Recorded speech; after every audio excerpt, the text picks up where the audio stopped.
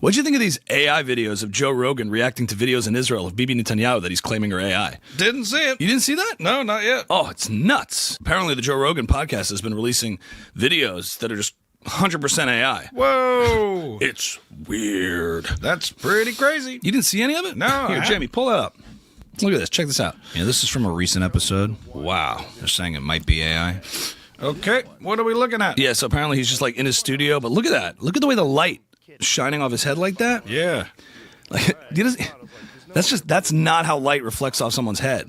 That's just like, it's not natural. No. He doesn't even look like a human being. He looks like some weird mammalian species or something. I don't care how shiny your scalp is. Light does not reflect like that, especially if you're not out in, unless it's like natural moonlight, like real, like 100% natural moonlight. That can do it sometimes if you're out in the wilderness. And if there's no like white light from surrounding buildings or something, you might get that kind of reflection. But this is just, it's fake. It's weird. Yeah, well, white light matters. This is AI. That's fake. It's crazy. Well, people have zoomed in on the... So there he is, just like, Yeah, what is this? supposedly he's listening and watching clips of Netanyahu at a cafe or something, and he's claiming those clips are AI. But look how weird it looks. Look how he's looking off. But like, where's it coming from? Yeah. Right? And look at the light behind him. That neon. It's just like warping on the side there, and look at his hand. How he's pointing. Like that doesn't even look human. Right. How many fingers was that? Didn't it look like he had like 7 fingers? That might have just been camera angles. I don't know.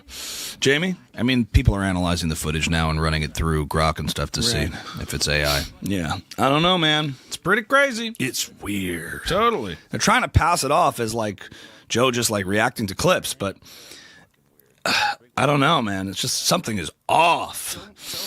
It's way off here, man. And this has been verified. They've been checking this. It's like 100% AI. Really? I don't know why he's doing this. Huh. Then they put out a statement saying Israel wanted to attack Austin. What? Yes. That's verified? Yes, 100%. What do they got against Austin? Something about Greater Israel expanding into Texas. I was like, no. It's crazy, man. Jesus. Crazy. You sure? Yes, 100%. Whoa. That's verified. BB wants Texas. 100%. Jesus. So anyway, Rogan just put these clips out. I mean, it's 100% AI. That is nuts. Yeah, it's crazy, man. Yeah, that is wild. It's crazy what people will believe. Yeah. Some people. Grace and peace, everybody. We're back. You saw the thumbnail?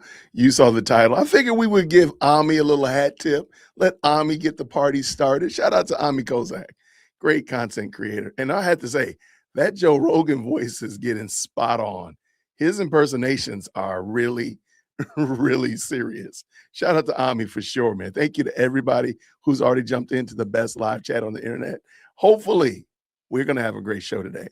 I got a couple things I want to talk about. Some are controversial even. Some might even get, dare I say, might get you a little bit bothered, or dare I say, up in a kerfuffle, up in a stir. But that's what we're here to do. Shout out to the best live chat on the internet. Who we got up in here already? We already got the good people up in the building. All right, number one up in the Giselle. How are you? What's up to you? How are you? I see you. I see you, Kelly. Grace and peace to you. Juju be up in the building. There we go. There she is, my sister from another mister, the mental chiropractor in the building. Shout out to you for sure. Let me make sure. Mental chiropractor needs power. Why does mental chiropractor not have power? Well, we got to change that then.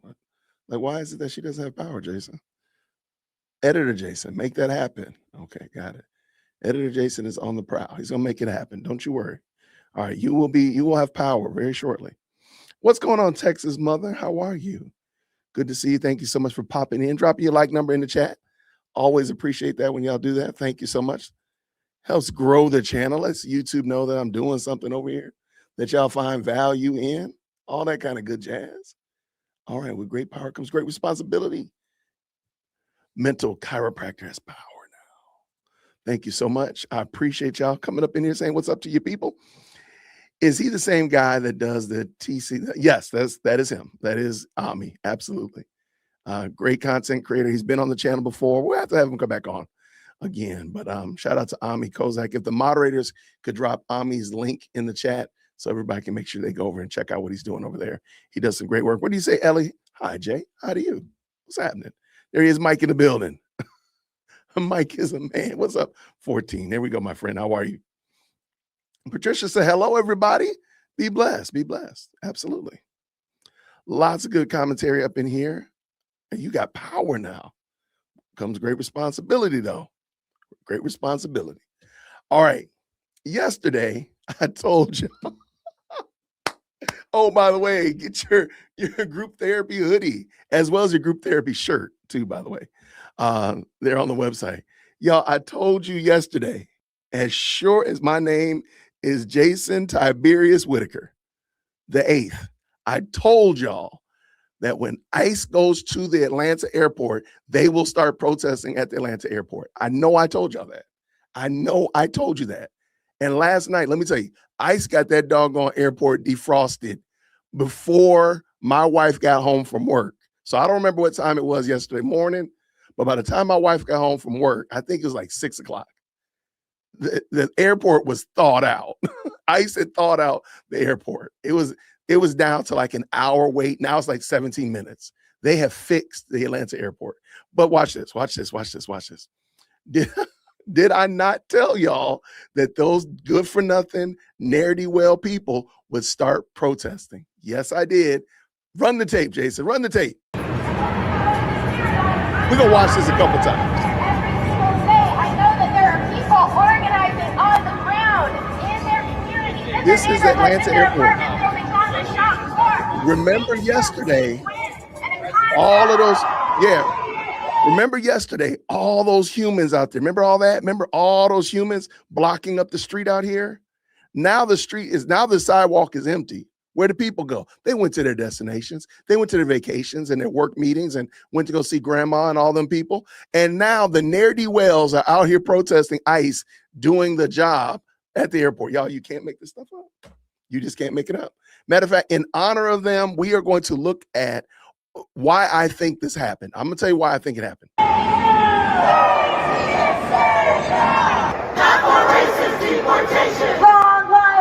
Okay, I'm going to say this right now.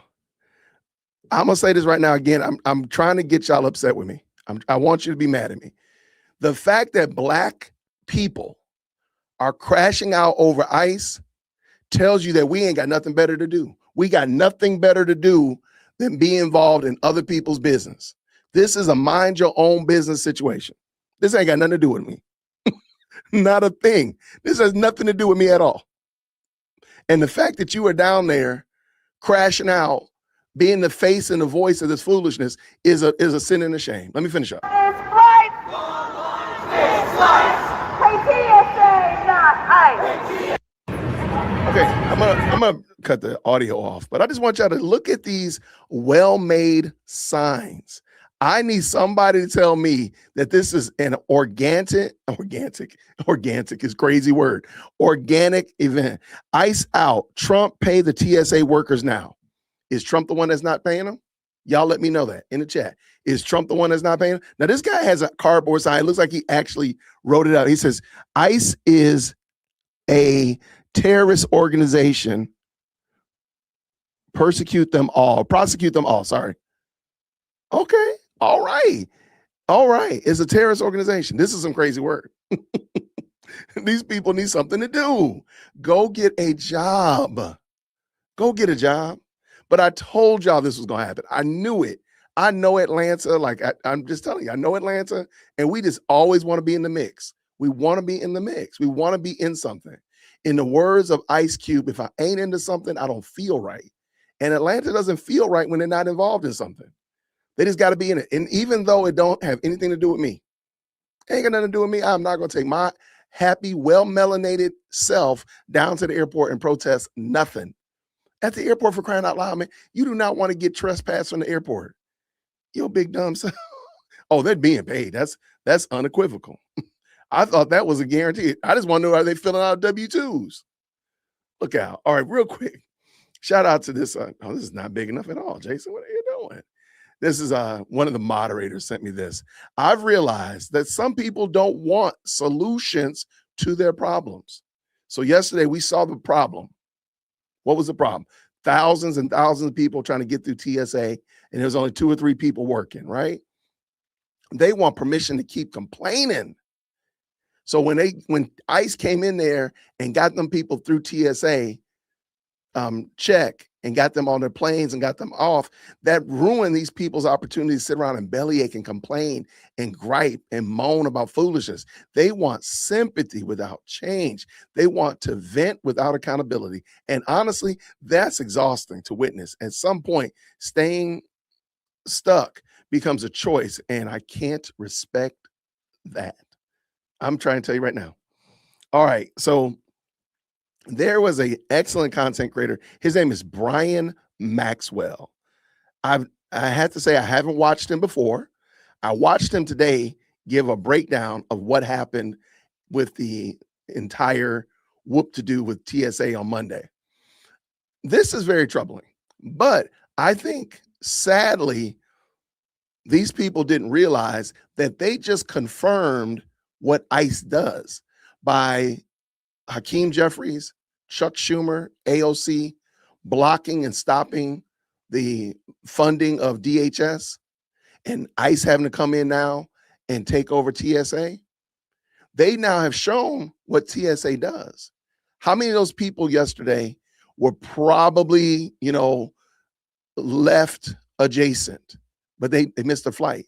They had to be there 8 hours early. I saw yesterday on the news, somebody had to get there 6 hours early and they still missed their flight.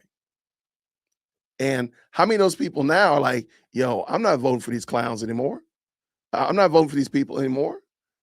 And I think that's what happened.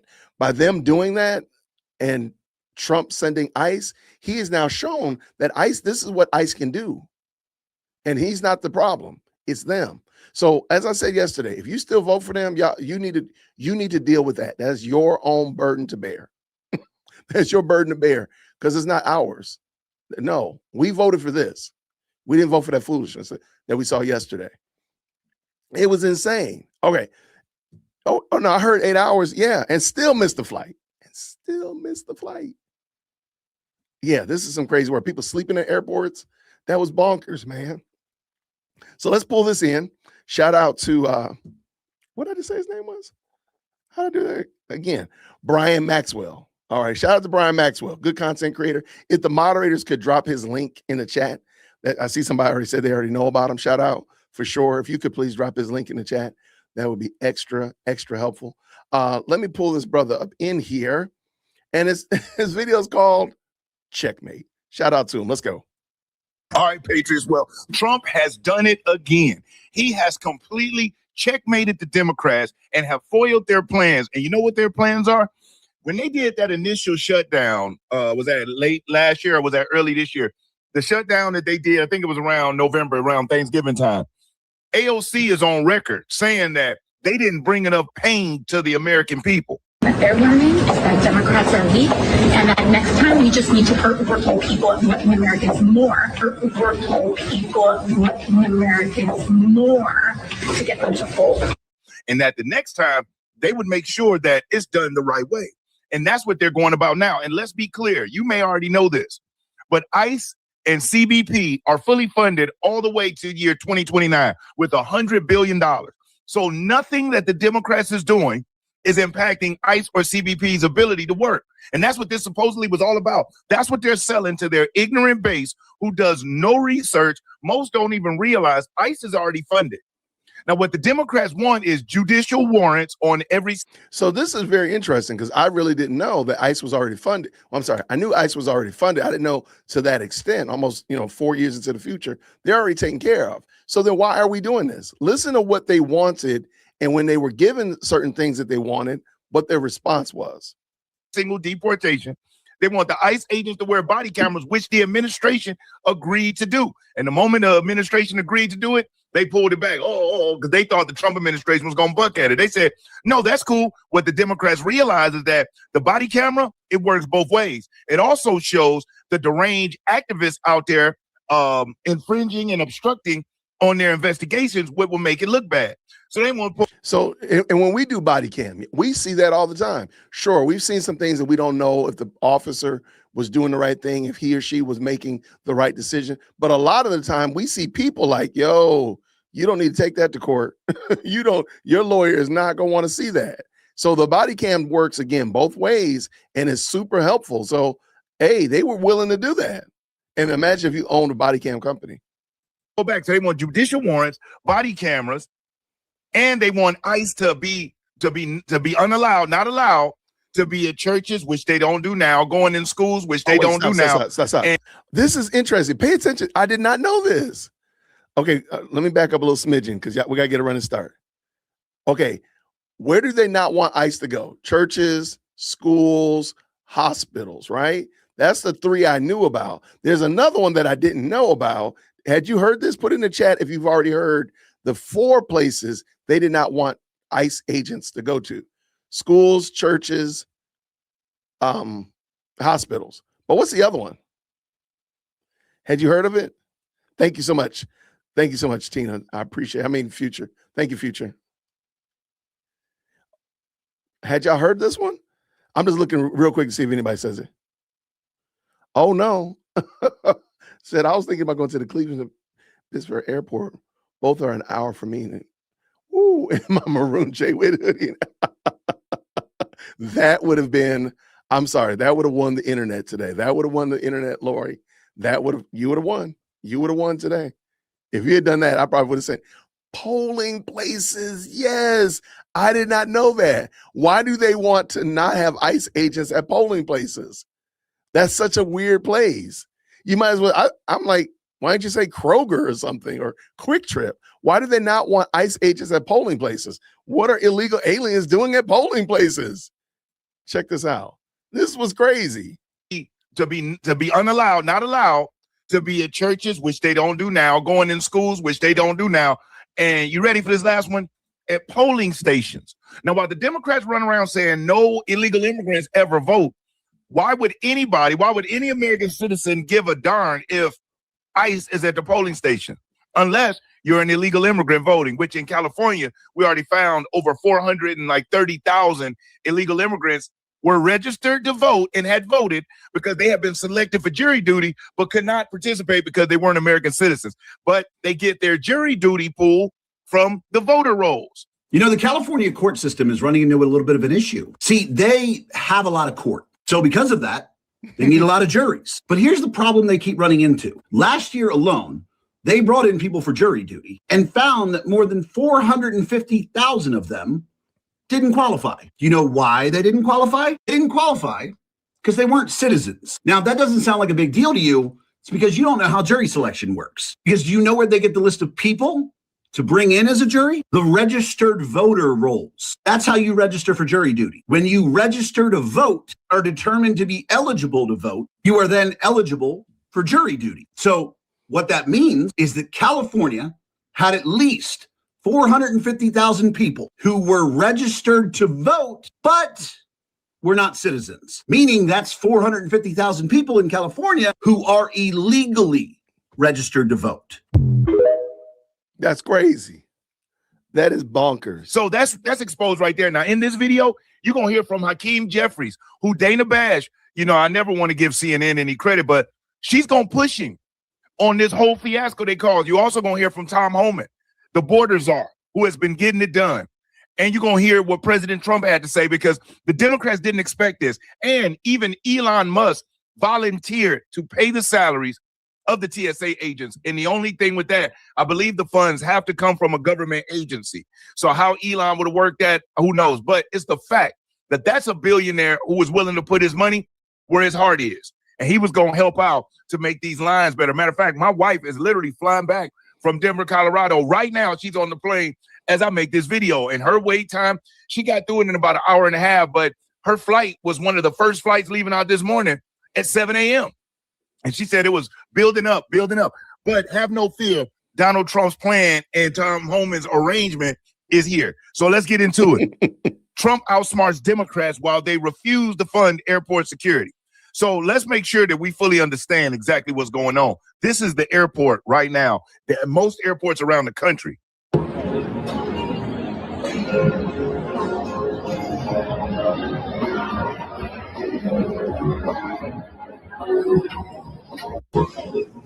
That is massive. And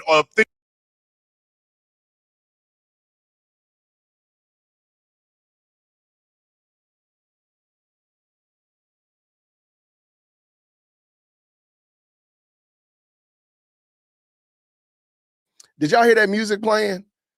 Okay, here in Atlanta, they actually hired musicians to come and play music for these long lines. That's how bad it was. They have, musicians. I'm surprised they didn't have a dance party. Like, it's absolutely crazy work. But yeah, this is some insanity, y'all. Shout out, man. Let's keep this going. A little over 400 TSA agents have called out or resigned. And I get it. They haven't gotten paid in a month, which makes things like putting gas in your car, buying groceries, paying your electric bill. Hopefully everybody was caught up on their electric bill or their cell phone bill, or else that stuff is getting shut off. And what do they do? And this is all because the Democrat Party wants to protect illegal immigrants. Let's make sure we always remember that. Never forget that they did this. Now, Patriots, thank you for watching. And if you would, YouTube's algorithm loves it when they see a like or a comment. So if you're enjoying the video, hit that like button and leave a comment. It really helps the video be spread out and share this information with more Patriots and more MAGA members, and people want to see the country great again. And if you're not subscribed already, subscribe. And when you do, hit that notification bell and select all. We really appreciate it. Now I'll get back to the content. Can you imagine if they ever were given power again, what they are willing to do? They're going to destroy the filibuster, pack the Supreme Court, move to take our weapons away. But listen to Fox News as they break this story down. Then you're going to hear from Tom Homan and Hakeem Jeffries as he is in the hot seat, finally. But check this clip out. Trump confirming that ICE agents will be in airports, writing on Truth Social. On Monday, ICE will be going to airports to help our wonderful TSA agents who have stayed on the job despite the fact that the radical left Democrats, who are only focused on protecting hardline criminals who have entered our country illegally, are endangering the USA by holding back the money that was long ago agreed to with signed and sealed contracts and all. More than 1,300 flights across the U.S. are already delayed this morning. Madeline Rivera is in Washington with the latest. Good morning, Maddie. Yeah, so this is to address those staffing shortages. DHS says more than 400 TSA agents have left as they continue to go without pay. Transportation Secretary Sean Duffy says the employees have been put in a corner. They're staying at a five-star hotel while the island's electrical grid has collapsed for the second time in a week. That was the wrong video. The island of Cuba is in complete darkness because of years of poor maintenance and decay. Okay.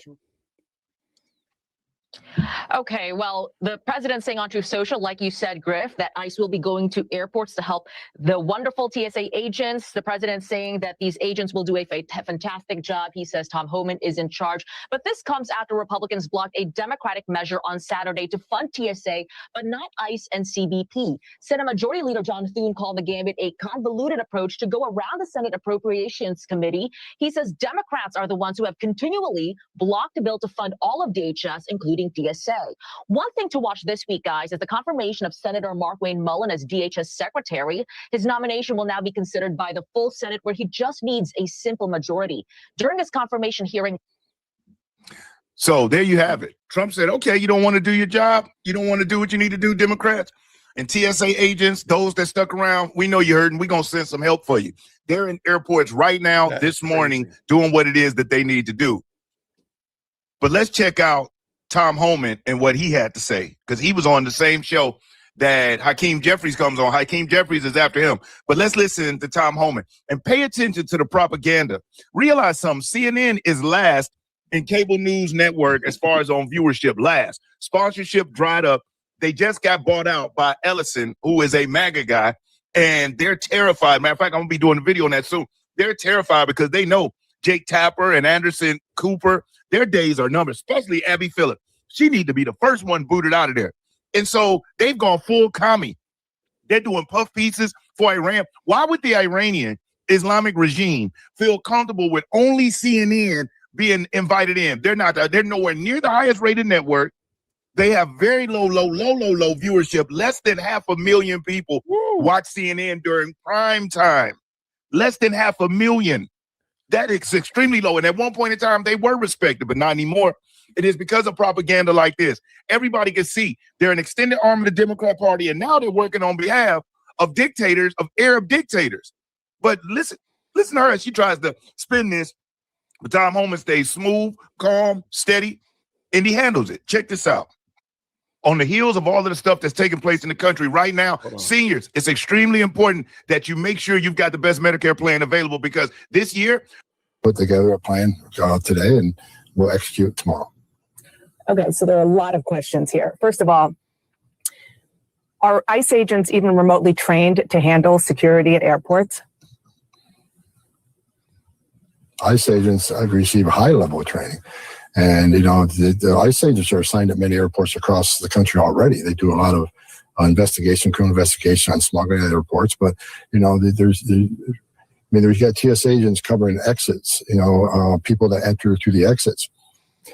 Certainly a highly trained ICE law enforcement officer can cover an exit, makes people don't go through those exits, entering the airport through the exits. And that would stuff like that relieves that TSA officer to go to screening and to reduce those lines. So wherever we can provide extra security, I don't see an ICE agent looking at an x-ray machine because they're not trained in that. There are certain parts of security that TSA is doing that we can move them off those jobs and put them in the specialized jobs, help move those lines.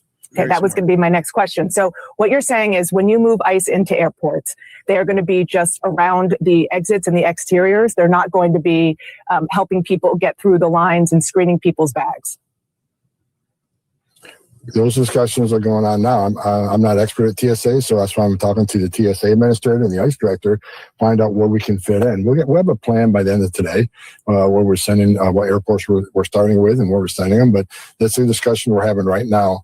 I ended the discussion to do the show, and I'll be back having the discussions when I finish. So it's a work in progress, but we will be at the airports tomorrow. Yeah, that was a dumb question, though. Like the assumption. Like, again, there's so many instances as a former school teacher, we would always love when parents volunteered. We would love for parents to volunteer to come to school. If we're doing field day or there was going to be some big event, we want as many parents as possible. Does that mean the parents going to be teaching? Does that mean that the parents are going to be working directly with kids? No, it doesn't necessarily mean that. What it does mean is that we need some bodies. We need bodies in place to help make a difference. Like, come on, man. That was really embarrassing. Somebody said she's a disgrace. That was a disgraceful question. That was really a dumb question. Like, why do you want? I don't think TSA, now watch this. If TSA is responsible for wanding down people, they can do that. If when you go through pre-check and they take your license, they put it through and make sure it matches, they could do that. So again, like why act dumb? And it just makes you look bad. And y'all already down bad.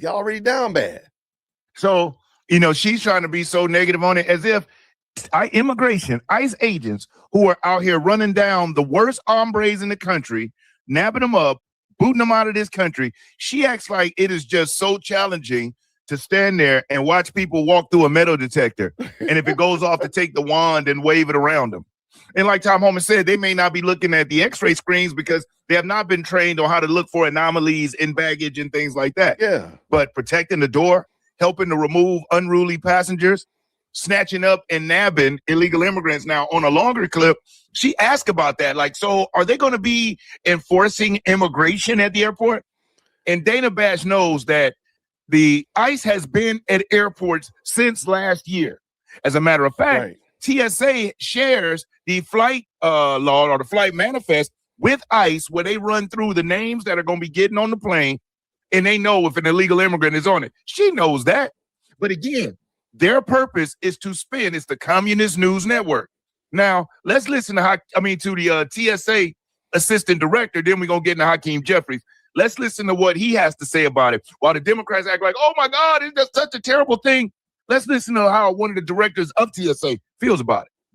As the days continue, this is going to continue to get worse. We are certainly grateful, of course, for President Trump, Director Lyons, and Borders Our Homan for the ICE support. And they're going to be conducting non-specialized security support, manning the exit lanes, crowd management, line control. So we're incredibly grateful, again, for their support to help alleviate the challenges that our officers are facing, that the traveling population is facing. But we're hopeful, but we're going to continue to focus on the mission. And if this drags on, it's going to continue to get worse. But we are certainly hopeful as the days continue. There you have it. He's happy. He's grateful. The only people not grateful are the Democrats. See, Trump plays 5D chess with these politicians. He's a businessman that went up against the mob in the 70s, went up against the NFL in the 80s when he was a part owner of the USFL. He went up against the United States government from 2023 and 2024.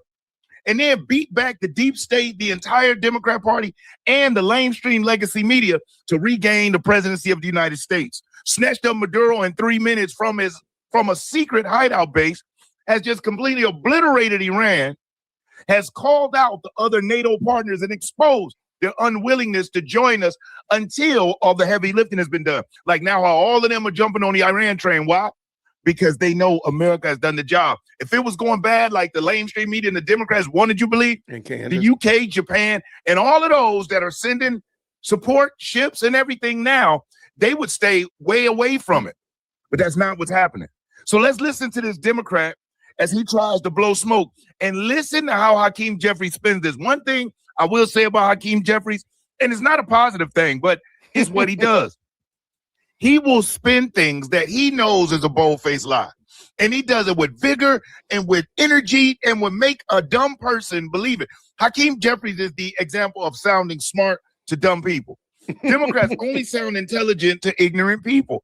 Anybody with a brain and common sense and the ability to really listen and listen with the intent to understand realizes Democrats don't say anything meaningful. They have no plan. They speak in circles and talk in all of these one-liners and make people say, whoa, yeah, we got to help people pay their bills and make life more affordable. Well, no crap. But to an ignorant person, they like, right on, you got my vote. But they never said how or how much or how long. They never do. They never do. But check this out. Let me ask you about that, because you are the whole reason, as you just laid out, that DHS is not funded right now is because you're trying to push the administration to enact some policy changes on how Border Patrol and ICE act when they're out looking for illegal immigrants. And now what you're saying is that you're okay with funding TSA, which has been, I think, the biggest point of leverage that you possibly had in order to get what you want on ICE, because ICE already has its money. So what was the point of the shutdown if you're okay with funding TSA? Good question, Dana. Well, that was a great question that we typically don't see from this network. Y'all, this is when you know it's going bad. When the lamestream media starts saying, holy crap. And there's a girl that named Simone that works on BS now, MSDNC. Oh my God, she completely went in. Matter of fact, I'll share that clip too. She completely went in on Democrats, but I'll let him finish. Never approach these things that are in front of us with respect to government funding in the context of leverage. Our approach is, what is the appropriate use of taxpayer dollars? And we believe that taxpayer dollars should be used to make life more affordable for the American people. No crap. Not brutalize or kill them or violently target law-abiding immigrant families, which is what we know ICE agents have been doing. I'm just trying to understand how, if you fund TSA and the other agencies that you just talked about, how you think that you will be able to put pressure then on the administration to make the changes to ICE that you're asking for. The American people are going to continue to put pressure on the administration because that's him right there giving up. Giving up. He know that they've lost. So now he's putting it on the people to be disruptive. These folks, I apologize for stopping them, but ICE is out of control. They need to be reined in. And our view is that they should not get another dime of taxpayer dollars until we have bold and dramatic and meaningful changes to ICE's behavior so that they are compelled to behave like every other law enforcement agency in the country. That includes making sure that there are judicial warrants that are required before ICE agents can rip the American people out of their homes in the middle of the night. Let me. Now he knows, and the Democrats know, judicial warrants would slow the process down, and we'd never deport anybody. They know that that's a non-starter. They know, and then they're not bringing up the $1.5 trillion they also want to fund illegal immigrants. This is why the Save America Act is so important. Now, Simone from MSDNC completely ripped Democrats. Check this out. You know, I have been warning about this for weeks, and now here we are. In trying to oppose the SAVE Act, Democrats have actually backed themselves into a corner, and now we're potentially staring down a vote on a national voter ID bill. Let me ask a very simple question. Since when is the Democratic Party for voter ID? Because let's be very clear about what is actually happening. The Save America Act is not about voter ID. It is about requiring proof of citizenship, talking passports, birth certificates. Some of these are papers that millions of eligible Americans do not have access to. Oh, and if you are a married woman who has changed your last name, oh my God. Well, good luck. This is a completely different standard. But instead of forcing that distinction, instead of solely having that conversation, the conversation has now collapsed into you support voter ID or not. And that, folks, is a trap. Because the argument for voter ID is actually built on a premise that does not hold up. People are not showing up to the polls pretending to be someone else in droves. That's actually not a widespread problem. We already verify identity in multiple ways throughout the country. Signature matching, right? Flawed, but a way to verify. This woman just said signature matching. Flawed, That's crazy. But a way to verify. You see how nonsensical they actually are? And this whole shtick about married women, I was recently married 3 years ago. Do you know what my wife had to get? She had to show proof of her birth or her passport and her ID in order for us to even do that, to get to be married. And she did her name change. Voter files, database check. In order to get her name changed, she had to provide proof of citizenship. And guess what? She did it without a problem. Yeah, I was married. It costs less than $50 to order a birth certificate online. And in different municipalities, it's even cheaper, but $50. And to get a passport is about $180. And you can get it expedited and get it delivered in a few weeks. So when they use this weak excuse, this is how people know they full of it. But let me let her finish. Throughout the country. Signature matching, right? Flawed, but a way to verify. Voter files, database checks. I mean, in everyday life, you can move money, verify who you are without pulling out a physical ID. So what problem are we actually solving here? We're not solving one. What this does is shift the frame from access to restriction. And once you concede that frame, you are no longer arguing about whether people can vote. You're actually arguing about how hard it should be. And it should be hard. It should not be easy for anybody to just jump in our elections and vote. That should be extremely challenging. These people are deranged. Because of that shift, we are talking about a national voter ID bill while the Save America Act is still looming in the background. I clearly have a lot of thoughts. I have a lot of questions. We had Senator Jackie Rosen of Nevada on our show Thursday night, and we pressed her about it. I asked her all of the things I just said to you here.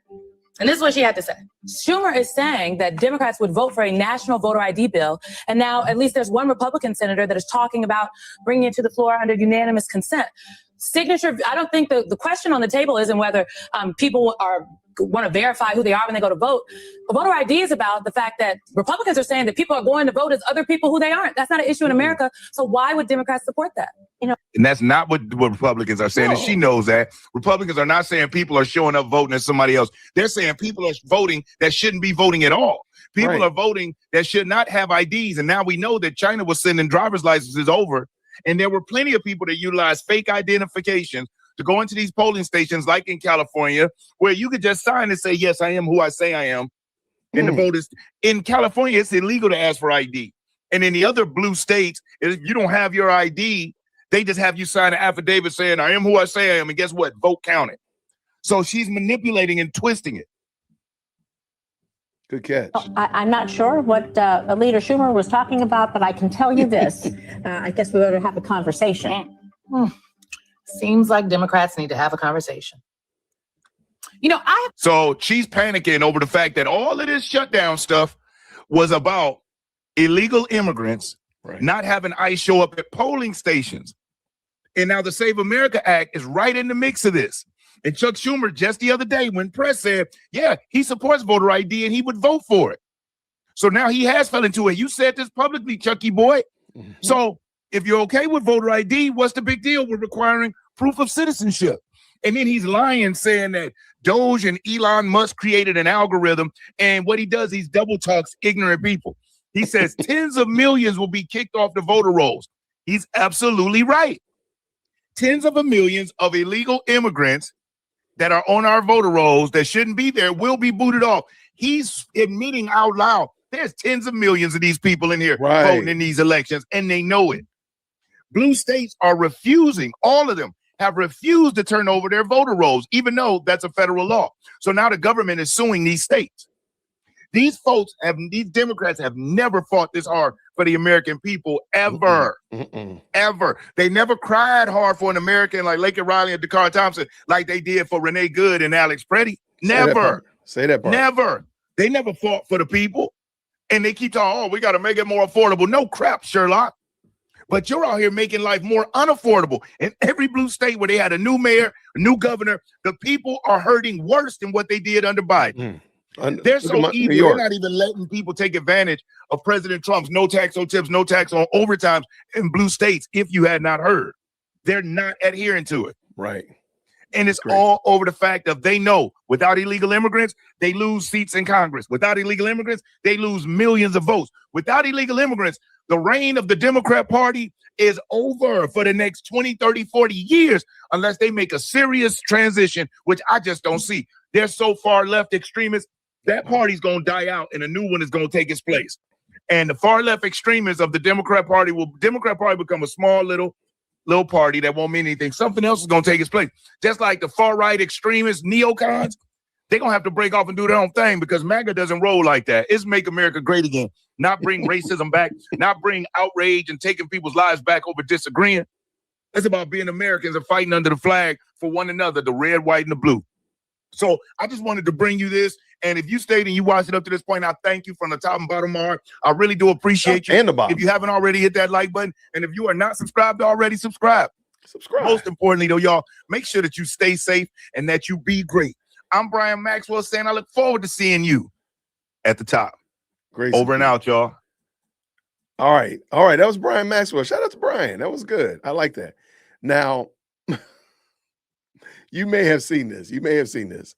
Well, because the Democrats have caused such a kerfuffle and ruining these airlines' bottom line. Well, let me just let you read the headline. Delta temporarily ends all travel perks for members of Congress as partial shutdown continues. They said, man, you messing with our money. You messing with our money. All right, Atlanta. As the flyers stand in security lines for hours on end over partial government shutdown, Delta Airlines says it is suspending special perks for members of Congress when it comes to air travel. What kind of special perks were they getting? I want to know that part. That's what I need to know. What were they getting? And we need to know this. Due to the impact on resources from the longstanding government shutdown, man, it's crazy. Delta will temporarily suspend specialty services to members of Congress flying Delta. Next to safety, Delta's number one priority is taking care of our people and customers, which has become increasingly difficult in the current environment. Up till now, members of Congress have been able to get VIP airport escorts and other special services from Delta and other airlines. Delta is ending perks temporarily right now, though a special reservation line for lawmakers remains open. Okay. For days now, people flying through Hartsfield-Jackson International Airport and airports across the country have had to wait in massive security lines as members of the Transportation Security Administration have either called out from work or quit their jobs because they are currently not being paid. All right. Did I read? Sorry about that. The move comes as Texas U.S. Representative John Cornyn introduced a bill in the U.S. House of Representatives called the End Special Treatment to Congress and Air Act. That is the craziest thing. We got that is a wild thing. In the bill, Cornyn said the special treatment needs to end. Instead of enduring the same travel tribulations and security requirements that everyone else has to meet, members of Congress are getting an unfair perk, while TSA officers have to work without pay. The bill reads, this legislation would ensure that no federal funds or resources will be used by TSA moving forward to provide members of Congress with these special privileges. In other words, Congress is going to have to live with the laws that everybody else has to live with. I don't know how that's even, how are we debating that? I want to see how the vote went. Delta CEO Ed Baston spoke out about the partial shutdown last week, calling it unacceptable. It's inexcusable that our security agents, frontline workers, central to what we do, are not being paid. It's ridiculous to see them used as political chips. No argument for me. No argument for me at all. We're outraged. Over 90% of the American public supports these people getting paid. Ask our folks in Washington to do their job and get our people paid. They can do it, Bastion said. Shout out, man. No argument for me. I agree. I don't know why certain perks are even being metered out, but I guess I can kind of see it. But why? Why do they get perks? Why do they get to do things that other people don't? That they don't have to go through the security line like everybody? No, Chucky Schumer, I need you to stand in line, Hakeem. I need you standing in line, AOC, just like everybody else, just like the great unwashed. Okay. Y'all ain't giving them no room, no cover. Absolutely. No, the Democrat Party is the Communist Party of the United States. Tell the truth. That's just it. Yo, real quick, man. Thank you so much, Doc, for the 10. Thank you so much. And sponsoring the stream. Stream sponsor. I need to make you the stream sponsor. He says this: if ICE were delivering the cure for cancer at local hospitals, these clowns would be protesting at every hospital, rooting for cancer. Their common sense is held hostage by their political loyalty. Shout out to Dr. Altoids. I appreciate it, brother. Man, thank you so much for that. And that's a very keen observation. They would definitely be fighting. You know it. You know it. You know this. Let me make you the stream sponsor real quick. Do that while I'm sitting there talking, trying to do two things at the same time. And we're going to see if we can do it. Dr. Altoids in the building.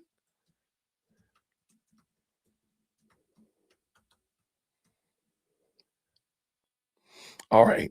So let's do this. Today I said we were going to look at Charlie Kirk. And I thought it would be interesting. Let's look at his Oxford debate. He was at Oxford Union. I don't remember exactly when. When was this? Hold on. When was he at Oxford Union? He was there. Okay, this was dropped 9 months ago. So within the last year, he was at Oxford Union. And I thought it was really interesting because I want to hear how he argues, with college students and young adults in another place. So I thought that was super interesting. And I think we can get some good stuff out of it. So let's go ahead and do that, ladies and gentlemen. With no further ado. Wait, who has crazy hair? I don't have crazy hair. Wait, somebody said somebody's got crazy hair. Crazy hair guy? I'm not what you mean. What you mean? Yeah, they're going to get back pay for sure. Yeah. Oh, the Oxford debate. No, this guy had, I don't think this is a guy. I might know who you're talking about, but again, maybe I don't. Let's do this. Green hearts in the chat when you can hear. Let's go. So Thank much. you. And I'm going to shoot to Q&A. So Would you like me? The show trial will begin. Well, you know what? I'll take that back. This is a Q&A. So it's a Q&A style. He just did a lecture. And if y'all want, we can watch that one day or whatnot. He just kind of explained why they need freedom of speech, very akin to the First Amendment here in the United States, in the UK. And then now they're going to the Q&A portion where they're going to ask questions. Okay, here we go. I think one of the best ways to bolster an argument, to construct an argument, is to foresee potential counter arguments and to address them. And because you've been doing this for quite some time and you're well versed in what you believe, in your ideologies and your beliefs, if you were in my position, what would you ask yourself that would be most effective in challenging those core tenets? Thank you for that question. I didn't expect that. So respectful and thoughtful. I don't know if you're a liberal or not. I don't know, but because it's implied in your question that you are. Is that correct or not? Because you said, what would you believe as your core tenets? I don't know. But anyway, do you want to? I take it as a compliment. Okay, No. great. Okay, that's fine. Always come into every conversation believing that you might be wrong and that you might learn something. And you guys go here to a ridiculously old institution that has some of the greatest thinkers that I admire, Tolkien, Lewis, the list goes on. Shut up. I don't know the core canon of what you are studying, but I can definitely tell you in America, there is a de-emphasis of the thinkers and of the writers that were once, let's just say, embedded within the core curriculum of a place like this. And I would encourage all of you that are intellectually honest, that are on the left, that are liberals, to know what conservatives believe better than conservatives. Read our literature. Read C.S. Lewis, Mere Christianity. Go read Edmund Burke. Go read Russell Kirk, of which I share a name, no relation. Go read Milton Friedman. Understand it. Spend time with it. Treat it with respect. Don't just do it as a passerby, because the very few, and there's a couple, right-wing students in this room, they've done that to all the left-wing ideas. No, it's fine. I'm calling them out. Because they've done that with the left-wing ideas. They've had to. You cannot proceed in many universities without having to reckon and reconcile with that. So I hope that answers your question. Thank you. I just want to quickly follow on Sure. from that. I did my undergrad in the US, and so What school? Michigan State. Oh, go Spartans! Yeah, Spartans. So I've, here and there, I've been labeled leftist, rightist. So I've heard it all. I hate labels, honestly. It's ridiculous. So you seem very sweet. So yeah. Thank you. And I wanted to know if you believe that, I know your views on college education specifically in the US, and that you believe that it does not deliver what it should. Do you think that, whether right or wrong, that because you don't have that degree, your influence within society might be restricted compared to, for example, Jordan Peterson? Yes. I'm sorry to interrupt you. No, Keep going. Yeah. You're exactly right. This is a barrier that I have to overcome. I did not go to university or college. I just went straight into doing stuff. And a criticism I get is, well, you didn't go to college, therefore you're not capable of dialoguing. That is. I'm going to jump in real quick. And this is something I think we need to do. I think the heat and the smoke that Charlie Kirk gets is really because we don't see any other path to victory apart from going to college. Now, I am a college graduate. My wife is a college graduate. I have a college student, and I have another one that will one day be a college student. That being said, I have many, many friends who've never touched the grounds of a college at all. They went to the military. I have tons of friends also who never touched the grounds of a college campus at all. They went straight into business, went straight into a trade. So I do think we need to level that playing field, and we don't need to elevate college so high and look down with disdain the military, or down with disdain to trade, or down with disdain to just going to work, and treat that like that's like a second class, third class citizen. But oh, you went to college. I think that's part of the problem and why Charlie Kirk catches all that smoke. Because if we leveled the field and everybody was level and say, hey, college student, tradesman, military person, and looked at them the same, a lot of this smoke that Charlie Kirk was getting would not have happened, because we would see everybody as being valuable in society, and we would look at the value that they add, not just the degrees that they have. Because I think it's really like a DIE type of thing, where, oh, well, you got this degree, so you must have some kind of value. Not necessarily. That doesn't necessarily mean anything. Okay, let's go. Finish up. Inherently an argument from an authority. But yes, that is a good argument if you want to be taken seriously, because it's, of course, a barrier. Because it actually only motivates me more to learn more and to dive deeper and to become better understanding of these ideas.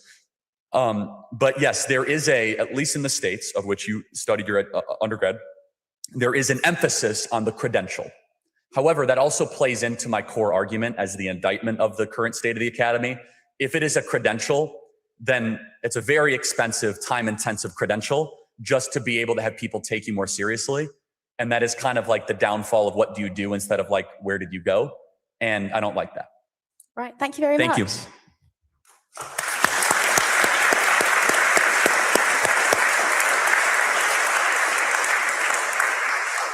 I wanted to ask you something you've probably never talked about. Never. Yeah, abortion. Oh, yeah. Never talked about that. If you make an argument I've never heard, I will give you great credit. Yeah, I wanted to basically try to determine whether you, as you, I believe, believe that abortion in case of rape should be illegal because of the right to life being absolute, or that the right to life is supposed to be weighted against autonomy and freedom, but just the burden of carrying a child of a rapist is simply insufficient to justify abortion. And if I may, I would use a thought experiment for that. Is it the violinist? a modified version of Yeah, it. see, I've heard it all, man. So you got it. It's Oxford. You got to go deeper, man. I'm gonna it's be honest. Like I got hundreds of hours on this topic. Give me something I haven't heard. It is deeper. So the question is whether you would, if anyone doesn't know the argument, I'm gonna just spell it out in the modified version. So the Society of Music Lovers has determined that your wife is the only person that can save the life of a famous violinist. They have kidnapped her and their circulatory systems are currently attached. She can detach from the violinist. It will be safe for her, but it will lead to the violinist's death. The question is, would you be willing to force her to stay attached to the violinist for 9 months? And then the next question is, would your answer change if it was 10, 11, 12 months, her whole life? If perhaps she was supposed to be bedridden for the whole time to increase, for the sake of, well, seeing what happens if the burden significantly increases. Well, the second part of the Okay, that question is, I'm sorry, that question is retarded. I've never heard that question before. There are so many presuppositions and problems from the word go with that, sir, just say the woman was hard and you want to just say that. Like these hypotheticals don't change, because what you would ever do, this is 1,000 questions in one. Yeah, there was a lot of questions. There were a lot of questions in that question alone. But hypotheticals are not the case. Like we're talking about a real situation. And I do think one of the problems I think men do themselves a disservice is I think we treat this situation extremely flippant. Okay. We do it very flippantly. I don't know. I believe that men that are women should be killed. They should get the death penalty. If you are charged with rape, you should get the death penalty, male or female. Goodbye. Your value to society has completely diminished. That's it. Now, the funny thing is, or the thing that might make you scratch your head, is that's what the scriptures teach. So I'm not coming up with something new. The Bible teaches that. So therefore, we wouldn't have that problem. So maybe we should, instead of trying to be all lovey-dovey for somebody who rapes a woman, maybe we should go ahead and put their heads to bed. And then we're finished with that. But still, what about the baby? The baby still doesn't need to be deleted. The baby still doesn't need to be deleted. I'm sorry. You're not gonna say, well, because your dad was a criminal and we had to put his head to bed, we're gonna kill the baby too. That makes perfect. No, it doesn't. It doesn't. So that's where I stand. So the question was retarded from the word go. And I mean that. Like it really was a dumb question. And I think this is one of those questions that a young guy would ask, because maybe I'm not trying to say he's trying to simp for the women in the audience or anything of that nature, but I think he just wants to be seen as being an ally to feminism. And at the end of the day, nobody wants to be like against the feminazis and all that kind of stuff like that. Tell them to kick rocks, man. Tell them to kick rocks. Okay, finish up, Jason. question is irrelevant because it's only for 9 months to keep it applicable to the topic at hand, correct? Otherwise, it's a completely irrelevant moral question. Secondly, just to be clear, you're not kidnapped when you get pregnant. So I don't quite understand the analogy, right? Number three, yes, I mean, if in this, I always found this analogy outrageous. If you're asking me or my wife would answer, if I have to suffer for 9 months so that another being will assuredly get life, I will do that. That's how she would answer. Yeah, so the question is whether the right of life is absolute. It is. Or whether some level of inconvenience can be taken into account, or rather burden. This is a slippery slope.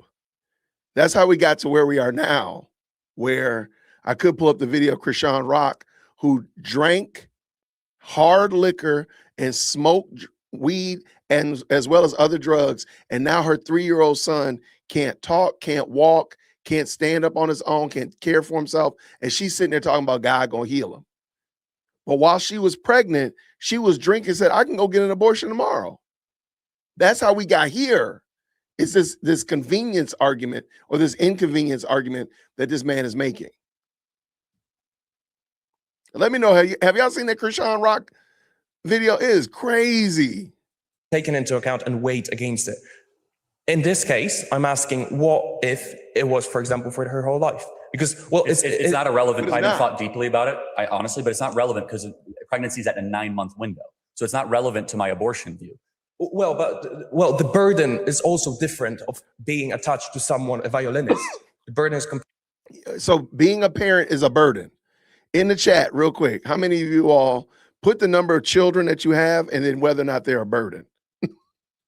Put the number of children you have in the chat and let us know, are they a burden? Absolutely not. Absolutely. The things I complain about my kids, and I'm pretty sure I speak on behalf of all parents that have a warm heartbeat. The things I complain about my kids, man, they melt away every time that phone rings. Every time the phone rings. Every time this one comes traipsing down the hallway. I don't care. I don't care. Like, y'all people, man, y'all, it's sad, man, that y'all gonna stand before God and God gonna show you debating this man about killing babies. And you're gonna try to justify this before the God of the universe. Man, you better, man, there's no way in the world. Like, I feel sorry for this dude. Because you know he ain't married to nobody. You know he ain't. Got that shirt out the package right before he got up on stage. He got the fake cufflinks and everything. They're a delight. They're a joy. Somebody said 9 grandchildren. Ooh, goodness gracious. Let me tell you right now, quiver is full. That's what I'm talking about. Like, to say that the inconvenience, I'm going to back that up because that thing right there got me bothered. That thing got me bothered. That boy said that having a kid is an inconvenience. Yo, that's how you know you don't have a job. That's how you know. That's how you know you do not have a job. You sat there and said kids are an inconvenience to a man who has kids. That's crazy work. That's some grade A crazy work. In this, I always found this analogy outrageous. If you're asking me or my wife would answer, if I have to suffer for 9 months so that another being will assuredly get life, I will do that. That's how she would answer. Wow. May I follow up? Yeah, so the question is whether the right of life is absolute. It is. Or whether some level of inconvenience can be taken into account, or rather burden can be taken into account and weighed against it. In this case, I'm asking, what if it was, for example, for her whole life? Because, well, it's not irrelevant. I haven't thought deeply about it, honestly, but it's not relevant because pregnancy is at a 9-month window. So it's not relevant to my abortion view. Well, the burden is also different of being attached to someone. Jesus, I know you said thou shalt not murder, but see, it was like a burden though. It was a burden because I wanted to, go to the club, or I wanted to reach this goal in my business. It was kind of like, it was a burden. It was an inconvenience, God. It was a clump of cells. Man, I think people need a role play trying to explain this to God. Don't try to explain it to me. Don't try to explain it to Charlie or anybody else. Go stand in front of the mirror and try to explain this argument to God for abortion. That's what I think needs to start happening. Wow, make mirrors great again. Like, how in the world? Yo, this is crazy work. Oh my gosh. Violinist, the burden is completely different to carrying a child of a rapist. So I do acknowledge that the burdens are different. Well, the question is whether there is a burden that could be weighed against the right to life. And if in this case, you just believe that the only burden would be life for the mother. So you would force your wife. Okay. You would be willing. Hold on a second. No, I would be willing to do whatever is necessary to not have a human being eliminated. And I guess, is it a human being in the womb? Yes or no? Okay, y'all. I've been watching Charlie Kirk's Q&As. He has now set this boy up for the 1-2 punch. It's almost over. Get the flag, get the towel, throw in the towel. He's about to knock this guy clean out. I can tell already what he's doing. He's about to go lights out. Yes. Then why don't you give the human being rights? Well, that's what I'm trying to just. No, ask the question. Why does that human not get rights and you do? Well, my question. No, answer the question. Why do you get rights and the baby doesn't? I'm not saying it doesn't. Yeah. Your right to life, eliminate it. That's the first and most fundamental right of the West. Why don't you get that right to the baby? Well, I'm not saying I'm not. Yes, you are. No, I'm not. I'm asking whether you would force your wife. Well, no, hold on a second. Do you, very fundamentally, do you believe that every human being has a right to life, regardless how small you are or what level of development that you are on?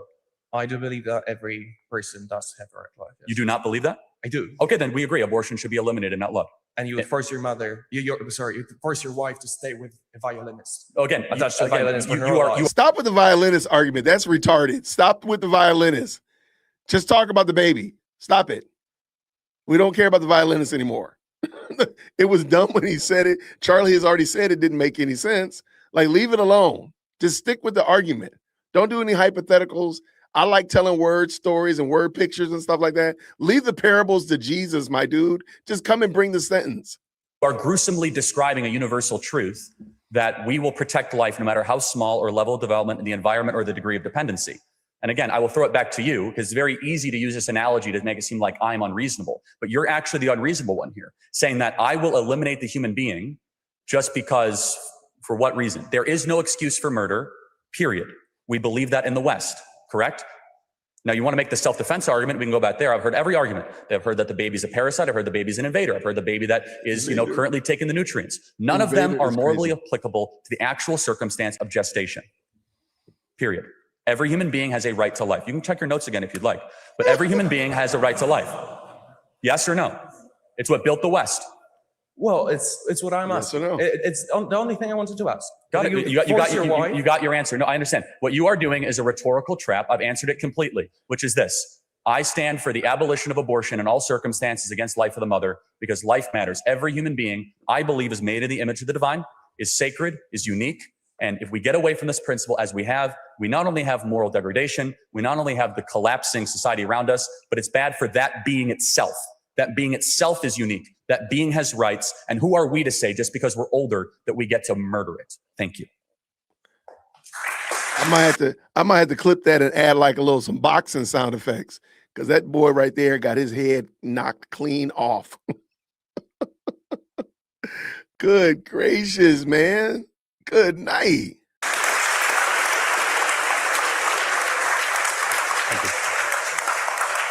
I likewise have an abortion-related question. So the Constitution refers to citizens and persons, but it does not explicitly define when life begins. In your view, who should define this question when we have a near split of liberals and conservatives in our country? Specifically, Alabama and Delaware have defined the start of life differently. Alabama treats the question as life beginning at conception. Since you can't kill a person, you're not permitted to get an abortion. Whereas Delaware defines the start of life at the time when the fetus is viable outside of the mother. Therefore, Delaware permits abortion up until viability at about 24 to 26 weeks. Since it's not in the Constitution, who should make a countrywide decision when liberals and conservatives have answered this question differently? It's a good question. Okay, I shout out to her. Shout out to her. This is always, and I agree with Charlie Kirk here. Life begins at conception. At the miracle of the egg and the zygote the egg and the sperm coming together, creating a zygote, that's life starts at that moment. That's it. That's it.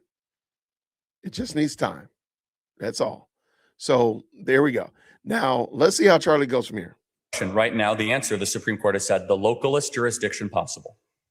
And then we'll work our way up from there. We aim to abolish abortion the same way we aim to abolish slavery in the 1860s. Let's go. And they are moral equivalents. In fact, one is arguably worse. So the states should decide. Yeah, that's what it is. Yeah, right now, the local jurisdiction. You can get down to the county level. We have county hospitals that have issues on this. We have jurisdiction. So the most local, the better.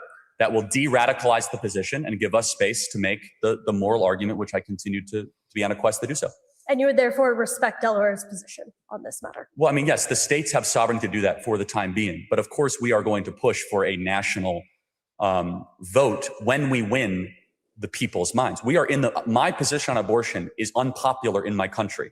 Right. I don't want to scare you guys too much. I am in the vast minority of my own political party on this issue. Proudly. Because I'm morally correct. I'm on the right side of history. When all the chips are down and when all the biology is settled, it will be very simple and very clear that we have made every excuse in the book to try to eliminate life smaller than us for simply inconveniences. So yes, right now we respect Delaware, we respect Michigan, respect all of that, but we have all intents to march every way through the institutions, from the cultural places of power and eventually political, to abolish abortion in America. Thank you. Thank you. I don't think that there was any disagreement. I think she was just asking a question. And that's fair. Some of these Q&As are not really like gotchas or anything of that nature. So, you know, shout out to her, though. I thought that was respectful.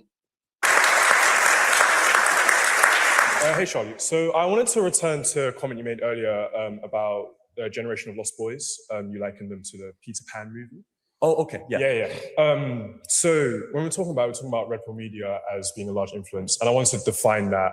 It's a reference to the Matrix, in which a lot of these media heads I'm familiar with that. talk about unplugging yourself, and it's about waking up to the realization. I'm sorry. I know this sounds bad. He shouldn't have been able to come up there. I'm sorry. I think that's disrespectful to what I've learned about the Oxford debate. Like, that's just bad. He shouldn't have been able to come up there. You got to at least put on a shirt and some slacks, my guy. Like, there's no reason. What's the purpose of this? I mean, it looks like he has house shoes on, for crying out loud. Like, what are we doing? I think that's disrespectful to everybody who's coming there, you know, in the suits and tails. To me, like, that it sounds, I wouldn't take him seriously. I'm not taking him seriously now.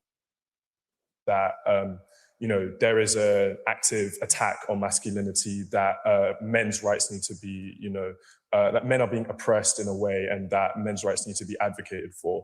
And, you know, many people have attributed the Red Pill Media to the rise in like this almost generation of lost boys. I kind of wanted to get your opinion on kind of like, do you see this generation of lost boys as a failure of, like, say, masculinity, or are there potential other factors, economic, social factors, such as, you know, the death of the American dream, increasing costs of living in America, increased cost of education?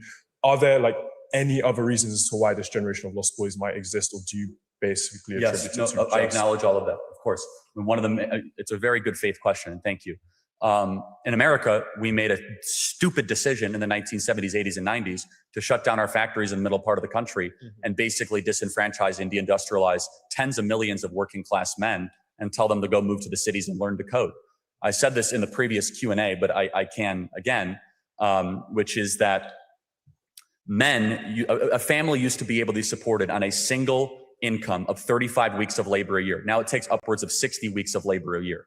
However, given all the economic and social and all those factors, the largest of all of them is the cultural and the educational that has infantilized men and hyper-feminized them in the messaging, in the outreach, and in the treatment. And so I can give you specific examples. You know, in what way has the education system infantilized men? I mean, every possible way, from the hypermedication of young men, from in the core curriculum in America, we learn about toxic masculinity from ages 8 in public schools in California and in New York. We never talk about toxic femininity. Do you agree that there's toxic femininity as well? I mean, I think it's an unfair double standard. Why? How can femininity not be toxic masculinity? Okay, again, Charlie Kirk is a trap setter. I think he just likes toying with his prey. I don't know another way to say it.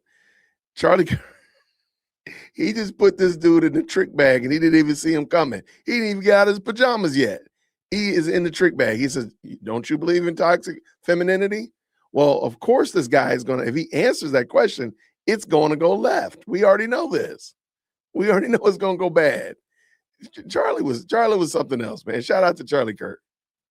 And social on all those factors, the largest of all of them is the cultural and the educational that has infantilized men and hyper-feminized them in the messaging, in the outreach, and in the treatment. And so I can give you specific examples. You know, in what way has the education system infantilized men? I mean, every possible way, from the hypermedication of young men, from in the core curriculum in America, we learn about toxic masculinity from ages 8 in public schools in California and in New York. We never talk about toxic femininity. Do you agree that there's toxic femininity as well? I mean, I think it's an unfair double standard. Why? Well, how can femininity not be toxic if masculinity can? I'm not saying they can't be. I think Do we they teach kids about toxic femininity in our Can I- schools? can I- No, tell me yes or no. I mean, I think that they come from two very different places. I didn't even see Charlie Kirk open up the trick bag. I didn't even see him pop open the trick bag, but he popped open the trick bag and he put our little pajama wearing dreadhead in the trick bag. And now he's trying to work his way out of it because guess what? You are now going to have to answer whether or not there's toxic femininity. And Charlie Kirk's not going to let you go. And man, he is on your bumper. I think toxic masculinity comes from a level of misogyny, where I think toxic femininity often comes from a reaction to a misogynistic system, which fundamentally oppresses and systematically oppresses women. And I'm not saying that toxic femininity is a good thing, but I'm saying it's a much more understood and valid reaction to a system of oppression versus toxic masculinity, which oppresses. Okay. So even if I grant you that, are they teaching toxic? Is that term ever been used in a school that you know of? What term? Toxic femininity? No, it's not. Oh, that's weird. So only one sex gets criticized and called toxic. Maybe that creates a backlash. Well, because one is creating a system of Oh, oppression. no, that's the other your is a reaction to interpretation. it. No, you can make every excuse under the book that you'd like, but only one chromosome set gets criticized, called that they're terrible and awful, and that women basically need to be like go into the corporate world with no reservation. And young men see this pattern in the West and in our country from the authors, from the curriculum, from the music, from the movies. And we see, and of course, again, in the educational system proper, we have seen the infantilization of the young male. And so again, we know the data, you did agree to it, that young men are checking out completely, but we're actually living under a hyper-feminist West that is toxic. What does that mean? Speech police, feelings first, emotion over reason, community over individualism. We're seeing this. And by the way, is it working? Is the West stronger as it's become more feminine in the last 30 years? No. In fact, our morale is weaker. We're more suicidal. Our fertility rates are down. We have lost the balance. We've lost the yin and the yang between the male and the female. We lost what worked, and we have hyper-platformed. Your own prime minister, Boris Johnson, when he was talking at a summit, said we need to actually make things more feminine. Could you imagine if he said we need to make things more masculine? How does that sound to a dock worker in Brighton or someone in Essex? We need to make things more feminine? No. Instead, we need to restore the balance that God created man and women. And right now, and by the way, you want an example? Adolescence. How does that movie Adolescence not broadly generalize a theme that, first of all, doesn't exist? Secondly, is like a slow motion, like humiliation ritual for the young boys of Britain. Could you imagine if there was a similar movie criticizing young women that are like how they are the ones that are driving men away, about how catty they are, about how they don't want to be. No, it's fine. I'll just complete the point. I could give you data point after data point, and I would ask you the question: has the West grown stronger the more effeminate has become? Okay. You've said a lot. Yes, that's how a Q&A works. You ask the question and I answer. So I am the speaker. You know that's how it works. Yeah. Okay, so on your point about adolescence, I don't think adolescence is a generalization. We're not saying that every young boy in the UK is like this. We're not saying every young boy goes through this process. It's an example of what can happen when people fall into this kind of media. I think it's like, and it's more of a story or a warning to what can happen to people that, you know, fall into these bubbles, who don't find the help that they necessarily need, that can turn violent. And like, this is a perfect example of toxic masculinity, in which the boy feels like he's not affirmed in his masculinity and takes that out on women. Like that, we've also then seen like within men, like the largest contributor to like men's deaths right now is male suicide. Like, but I would argue that is not a factor of feminization, but instead a factor of masculinity. The idea that men can't be in touch with their feelings. You talked about a feeling first approach being. I would just ask him who raised these boys. I don't know what the UK's birth rate is, and single parent to dual parent household rate is, but in the United States, in the Black community, it's trash. So if he lived in the United States, he'd have the likelihood is that he'd be coming from a single parent home. And therein is the rub. So, yeah, I think there's definitely more there, but let's let them go. Effeminate. So men are simply not allowed to engage with their feelings at all. Like men not allowed to talk about their feelings. These are large contributors And I'm gonna tell you right now. This is not gonna go well. This might be a hot take, but guys don't do that. That's not what we do. We don't do it. And again, the constant drumbeat that men need to get in touch with their feelings and men need to talk about their feelings, we don't do that. We go do things. We go do things to deal with our feelings and our emotions. But when you try to make it like the only way that men can deal with their feelings and emotions is emoting, that's how you end up getting what you have here. Instead of teaching them to deal with their emotions internally, as most men do. Most guys are not doing what y'all talk about. All this, this therapeutic bibble babble, okay, whatever. There's some guys that do it, but most of us don't. We don't.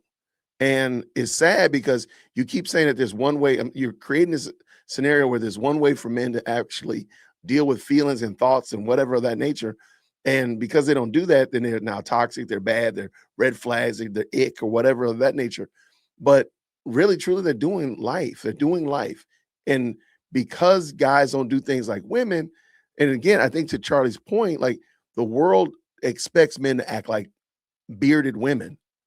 That's not what we are. I'm a man. My wife and my daughters are women, and they're going to do what women do. I'm not going to do that. That's just it. So shout out, man. This is a very interesting take. Let's finish this up. Let's go. Let's go. Massive problem within men's spaces that lead to what is the highest contributor to men's death, suicide. And I think this idea that, men simply go back to work and if they're economically assured, then suddenly everything is fine. And, men's mental health was never an issue before, like the 90s or whatever it was when we used to start affirming men's mental health, I think is an unfair, it's an unfair point to make. And I think it doesn't speak to a lot of issues that a lot of young men face. And I think it's a dishonest way to go about talking about this conversation. Okay, so which part would you like me to respond to? Let's go to the point about male suicide and masculinity not being allowed to affirm. So to your emotions. point, if it was true that men have always been miserable, why have the suicide rates gone up? Well, because we've started recording suicides better. It's not to say that suicides didn't occur on this level. It's just we simply have better ways of recording. That's rubbish, and body bags are data that transcends any sort of manipulation. Charlie Kirk is a savage. He said, that's rubbish. Not only did he use their vernacular, but then he said, look, body bags are enough data. We got enough data points. We got the bags. We got toe tags to prove it. That's some crazy word. That is some wild word.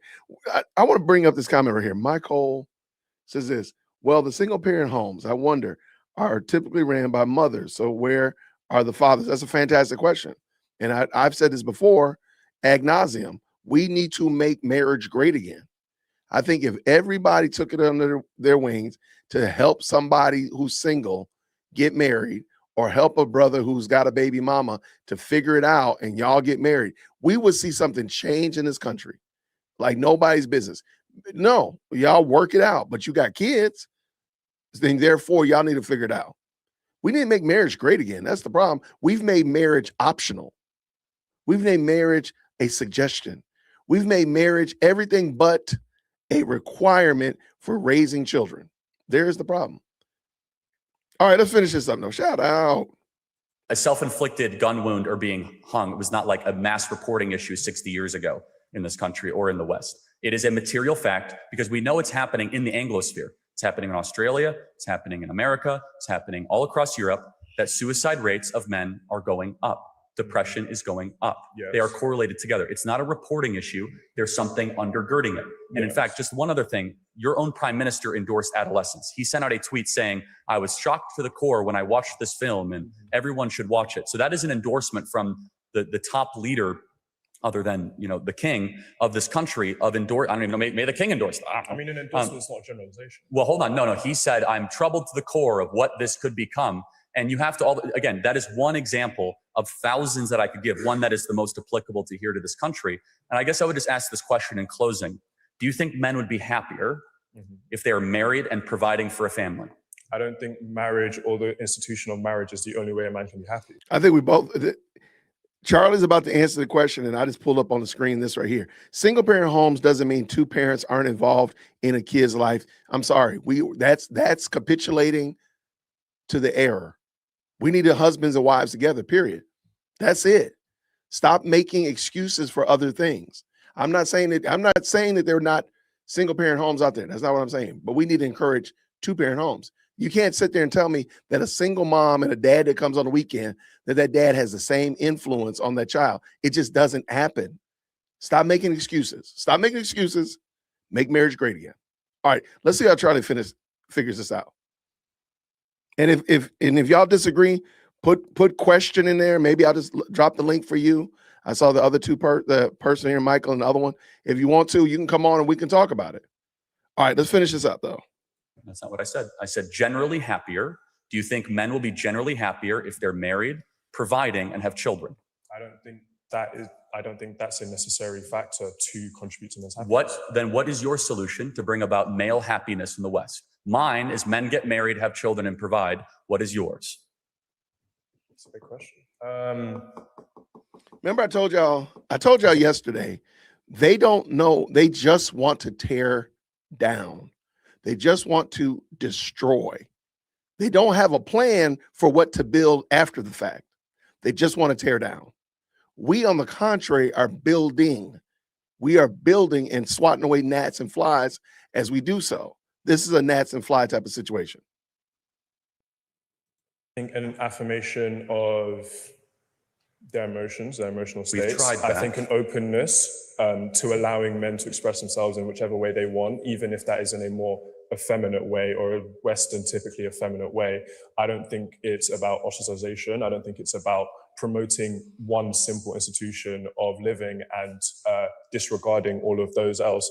Men are free to live single, men are free to be in gay relationships. I don't think that the institution of marriage privileges one to a life of happiness over any other way of living. So of course you have the agency to do that. With all due respect, have you been to London the last 10 years? Men can do whatever they want. I live in London. Are they happier? Men can dress how they want. Men can act how they want and go to any club. Has it worked? Yeah, but also we've had austerity. There are other factors outside of simply just. You see what you're doing, respectfully. You're scrambling for an excuse to get away from the truth that's right in front of you. I mean, maybe men should get married and have children. Okay, but I think because it's worked for 2,000 years. I just think it's a very dishonest way to go about this argument. How's it that there's only dishonest? one issue. Interesting. Can I challenge you on that, though? Sure. Why is it that the men of much poorer African and Asian countries don't have suicide issues, yet they have no money? How do we know that? Oh, we know. Again, by empirical third-party reported data from the UN, from the US State Department, there is not a suicide crisis in sub-Saharan Africa. There's not a suicide crisis in Southeast Asia with young men. So explain to me that phenomenon. They're materially wealthy. They're not materially wealthy, and yet they're harming themselves. So why would you then say it's austerity? Wait, sorry, say that again. Okay, you're looking for another explanation for male unhappiness. Yes. I'm pointing to you to a part of the world that actually does value marriage and does have children, but they have no money. Mm-hmm. So therefore, how could you say it is a material problem why the men of London, who can dress how they want, go to whatever bar they want, are not happy? Because it's more than one reason. Like there are multiple factors. It's not even just economic. There's there's social, there's like religious pressures. There's so many, you cannot boil down a societal issue to one. And I acknowledge issue. that, right? I even at the beginning, remember, I'm saying the biggest, the one that has an exponent on it, is that we have a biological urge that God gave us when he designed us, which is to be fruitful and multiply, for men to provide for the family. And when we suppress that, and we say that you can go live whatever lifestyle you would like, as already happens in the West. We have Exhibit A. We have a serious suicide, mental health, anxiety, depression issue. So I would just ask you to think over the next couple of days, months, or years, why is it that men in countries that barely have toilets and do not have 2 pounds to rub together, but they do have kids and they do have a wife, are much happier than someone with a big flat in downtown London? Something to think about. I mean, I think happiness is a difficult idea to conflate in that sense. I mean, No, there are other suicide. duties. They're less likely to kill themselves. Forget all these happiness indexes. If you kill yourself, you're not happy, right? So these poor countries do not have male suicide problems. Why? I do not know. Think about it. Thank you very much. You've spoken a little bit about your belief in the sanctity of life and the inviolable dignity of the human person. I take it that you accept evolution. It depends what you mean by that. Do you think we've evolved from primates? I don't know. Okay. But I do believe in the biblical account of creation. I also acknowledge that there is an abundance of scientific research that shows adaptation. Species change is heavily inferred in the data. I don't know enough about it, but I believe the scriptures to be true. And you can be a theist and also believe in God-ushered evolution. Yeah, I completely And agree. so, of which I allow people much smarter than me to make determinations on that. It's completely irrelevant to my core theology, though. Okay. Are you happy for me to proceed with the question, Please, though, on that yeah. basis? Sorry, So yeah, I didn't mean to you're interrupt kind you, but yeah. No, that's fine. So you're kind of not vaguely, but you seem generally happy with the idea that maybe evolution is true. I hope that that's the case. I mean, Well, I don't believe that. I think that Okay. I'm not saying you said happy to that evolution is true. I'm not necessarily happy, but Well, that was the word you surely- used, though, right? Okay, fine. Willing to accept that based on the evidence, evolution is a fact. No, I'm not saying You it's a don't- fact. fine. I'm actually, again, I say I'm open to have my mind moved Mhm. and I look at the data, but I believe, given the abundance of equal data that atheists must reckon with, Mhm. that there is a fine-tuning problem to our existence that I believe warrants that there is a God, intelligent life came from a God, and I believe the scriptures to be true. That in the creation account, there is an allowance to say that God created the heavens and the earth and allowed us to either evolve through species. Mhm. I happen to believe, through a faith claim, that human beings are designed. Mm. What that means is designed over a long period of time or designed immediately. That's for people smarter than me to determine. Fine. I suppose what I'm getting at is if you believe in the sanctity of life and that there is something fundamentally different between the life of, say, for instance, a human being and the life of an animal, does that not make that claim slightly arbitrary? What is personhood based in, if not? Oh, yeah. So do you see what I'm getting at? Sort of. The scriptures say, though, that God created humans, male and female distinct. They're the only ones in Genesis 1:26, 1:27 to made in the image of God. Right, and exactly. so he called animals good, but they are not image bearers. Okay, but But just that word create Mhm. is barach in Hebrew, and it's not clear whether or not that is created in an instant over a long period of time. And we as believers, I find no contradiction into saying that God could have created an instant, of which I would be pleased. I'll ask God when I get to heaven how this all unfolded. Or was it a process of adaptation and species change? Very smart Christians are on both sides of this issue. And so there's what we call in Christianity closed hand theological issues and open hand theological issues. Closed hand issues would be like the resurrection of Christ, the Trinity. And then there's open handed, which would be like eschatology or the Eucharist or the creation account. This one allows, given the verbiage, it could be either way. Mhm. Fine. I think just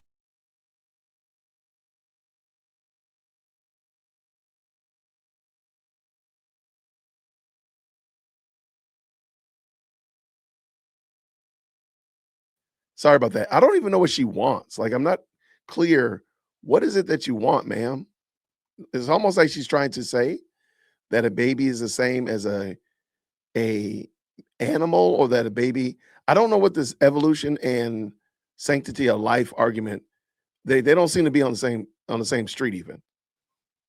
Humans evolved in the sense that we adapted an environment over. That I agree with. I have no argument with that. I think most people agree with that. But what is the position she's trying to tie him down to? To evolution? It just seems weird. Okay, let's let her finish up. We're almost finished, by the way.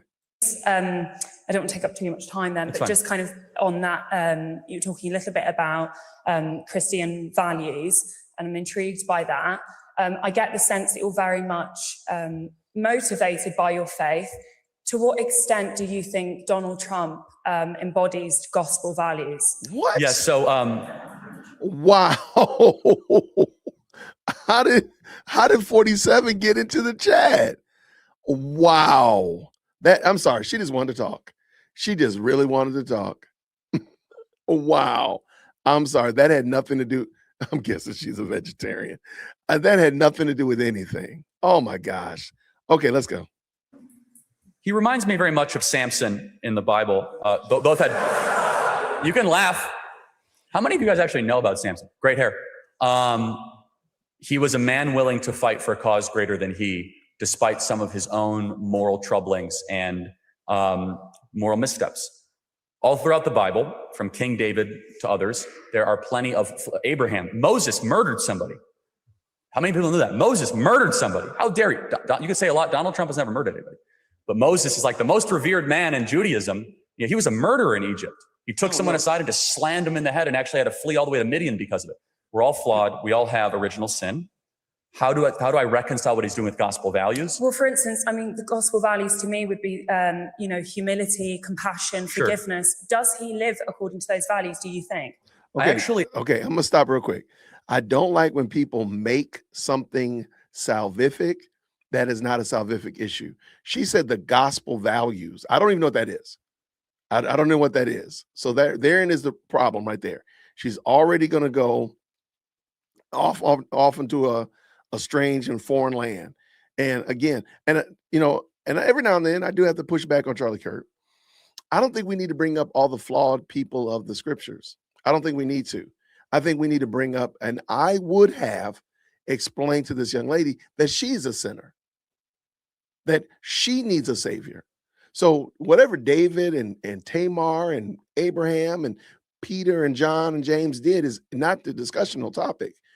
Man, what about yourself? What are you going to do with your own sin debt when you stand before our King? How will you have that sin paid for? That's the question that we need to answer. So Trump's behavior, whatever, man, who cares? I really, truly, I didn't hire him for that. I didn't vote for his biblical worldview. And y'all don't tell me that y'all do, because y'all can't tell me, Democrats, that you vote for somebody based upon their biblical worldview. Because I'm telling you, Trump got you stripped and lapped on that one. So let it go. Like, whether or not you rock with the person, that's the argument. Let's have that argument. Okay, let's finish this up. Okay, let's go. It's At times, I will say, he's far more magnanimous than people will give him credit. None of us are able to fill all those values. I will say some values that I think he does fulfill. He is a truth teller. And the gospel says very clearly that telling of the truth is one of the most fundamental things, the spoken word. That's not a gospel thing. See, that's what I'm saying. Don't tie the gospel. Don't tie the gospel with these other things. The gospel is Christ died for sinners. That's the gospel, the good news. Now, there are other aspects that float around the solar system, of, if you will, but they're not gospel issues. And I'm not saying that we did. Oh, well, are you trying to say that we just lie? Come on now, be an adult. Be an adult. No, I'm not saying that. What I am saying, however, is that those things stem from the gospel. The reason I tell the truth is because I've been saved. The reason, big screen. The reason I remain faithful to my wife is because Christ saved me. The reason I pay my taxes, the reason I try not to speed, the reason I, walk little old ladies across the street is because Christ saved me. These things are outcroppings of the gospel, not the gospel. They might, if you want to say they're in the solar system of the gospel, I got you. Are they the outcropping, the fruit of the gospel? I can give you that. I'll give you that. Absolutely. The good works that Christ saved me to do, I'll give you that. Absolutely. But they're not the gospel. So if I don't walk a little old lady across the street, that doesn't mean I'm not saved. If I don't speak out and riot for Black Lives Matters and abolish ICE, guess what? I'm still a Christian. You're just retarded. So that's the thing we got to push back on. So anyway, all right, let me finish this up. I don't know where this girl is going. I really don't. So I'm not going to spend time here defining every moral decision that Donald Trump has made or not made. I am equally a sinner as Donald Trump. We all are. We all fall short of the glory of God. But I will say that his willingness to rise to the occasion of something greater than he, to endure being shot and almost shot again and almost 700 years in federal prison, is one of the most courageous actions I've ever seen from a public elected official in the history of the West. Do you think Jesus would have voted for Trump? Do I think Jesus? Well, first of all, Jesus intentionally didn't vote and did not care about the Roman guard. You remember he said, pay unto Caesar what is Caesar, render unto God's what is God. Do I think Jesus would love some of the stuff that Trump is doing? It's a silly question, but I'm just, But I'm glad that you know it's a silly question. I'm glad you know it's a silly question, but guess what? Jesus did vote for Trump. Jesus put Trump in place. Jesus put Biden in place. Jesus didn't put Hillary. He didn't put Kamala. Jesus put them in place. So technically, the one vote that matters did happen. Jesus voted for Trump. I know that's going to make you, I know that makes it gets you all up in a tighty whities in a bunch. Let them go. Let them go. Christ still rules over the affairs of men. Trump is God's Trump. That's it. Let it go. It's okay. This is just a silly brain dead argument. Like, he put him in place. Well, you know what?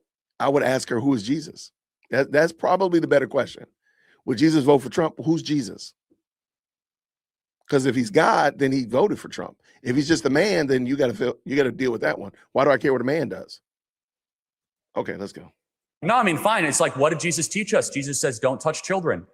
Okay, so he would love the fact that Donald Trump repealed Roe versus Wade. He would love the fact that child sex trafficking is being focused on in this current government. Jesus Christ said a lot of things such as, sin no more, and things such as love your neighbor are things that we should embody in every single one of our public policy decisions.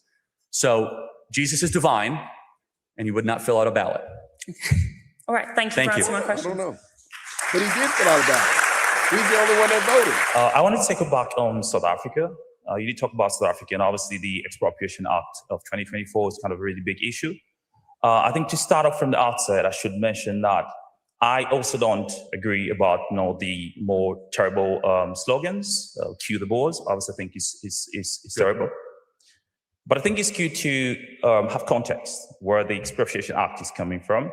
And I think drilling down a little bit, I want to pick your thoughts based on the fact that white South Africans only account for about 10% of the population, and they own about 72% of private land in South Africa. And I think it's always really good also to pretty much draw back a little bit from the historic background behind it.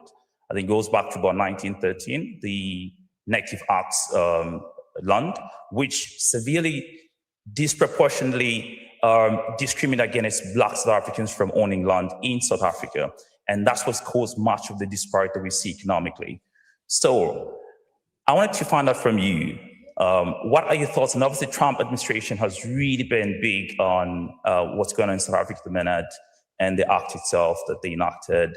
So do you think it's a moral obligation that obviously you're talking about that the land that was expropriated back in the days historically, and that was a colonial endeavor altogether, does that land need to be returned to Black South Africans? No, but they've already, so I know dangerously little about this. And so again, what I said on stage is what I know. So I'm going to have to understand. I'm an American. I'm just trying to educate myself on UK politics. And so you will probably know more about this than I will. But is it not true, and you can correct me, in the last 20 years, they've tried some form of reparations with Black South Africans? Yeah, absolutely. Is that correct? Maybe I'm wrong. Yes, there's been, but it's not worked. So the BBE, that's right. for instance, Okay, so time out. So taking stuff from one group and giving it to Blacks doesn't work? Well, it does work, but I'll give you context as well. You just said it doesn't work. I'll give you context. Yourself, so educate me. I don't know enough, but you just contradicted yourself. You went from it doesn't work to it does work, so please. I'll give you context as well. So what they did is they did have a program called the Black Empowerment Economic Program. And pretty much what they did is for every corporation, they would have to incorporate Black people within it. But that's not worked really well. And what we've seen over time is that a lot of Black people that have been part of those organizations have only been a minority. So pretty much, as you mentioned, you talked about DEI. So it's just pretty much checking a box, right? You have a Black person within the senior management group, but it's only probably 2 people and the like, and that's pretty much it. But the majority of Black South Africans that do not own any land, because obviously the historic context that I gave, cannot pretty much be able to earn a good living, because, I mean, with land also comes economic opportunity, and that's been the biggest disparity in South Africa. And excuse my ignorance on this, from what I understand, though, is that the land owned by Black South Africans is actually not as productive as those owned by the Boers. Is that correct? Well, at the minute, 72% of private land, agricultural land, is owned by white South Africa. No, I so understand only that, a minority. Fair enough, but the 28%, when compared to Boer-run farms, are actually not as productive, because running a farm in South Africa is very difficult. Yes. Am I correct by saying that? Well, context again. Well, I just want to make sure I'm clear that actually running a farm for over 100 years is actually really impressive. 100%. Yeah, so we agree on Yes, we agree on that. So thank you, because I don't know enough about this, but I do think that that's important to note, that even the Black South Africans that own land, it actually is not as fruitful or has the same yields as those that have been doing it for over 100 years, in a time when there's actually food instability in the region and in South Africa. But obviously, what I'll say is, I mean, over time, if, say, you did have an act that expropriates land from Black South Africans, you need to build capacity over time. And I think the government is doing that for the minority Black people that own agricultural farmland in South Africa, and they've been doing that. But also, we can't deny the fact that if you control supply chains for over a century, right, then it means that you pretty much control the economy, right? So how best do you think, obviously the land was taken from Black people and South Africans, while South Africa has been pretty much, improving the economic outcomes over time, what do you think is the best way to break even in that sense? Fair question. And I just want to make one point to you. If obviously you look at key philosophers as well, like Robert Nozick, for instance, he talks about equality in terms of acquisition, as well as the process through which you acquire that land, and obviously correcting the injustice that comes out of it. So what would be your thoughts on that? I'm not familiar with the philosopher you mentioned. Who was the name again? I don't like Robert Nozick. Okay. He's a very prominent philosopher. I'll look into it. Sure. Thank you for that. I don't know enough about South Africa to suggest anything. Here's what I could tell you, that race-based politics is really bad. I know this because I'm living it in my country. And I think that South Africa should get away from race obsession and should get towards something that is rooted in merit and empowerment. South Africa is what, 75% Black? Is that correct? 80%? Maybe Yeah, more? that's right. Right. And so explain to me, like post-apartheid, outside of the land ownership, maybe there's a business element.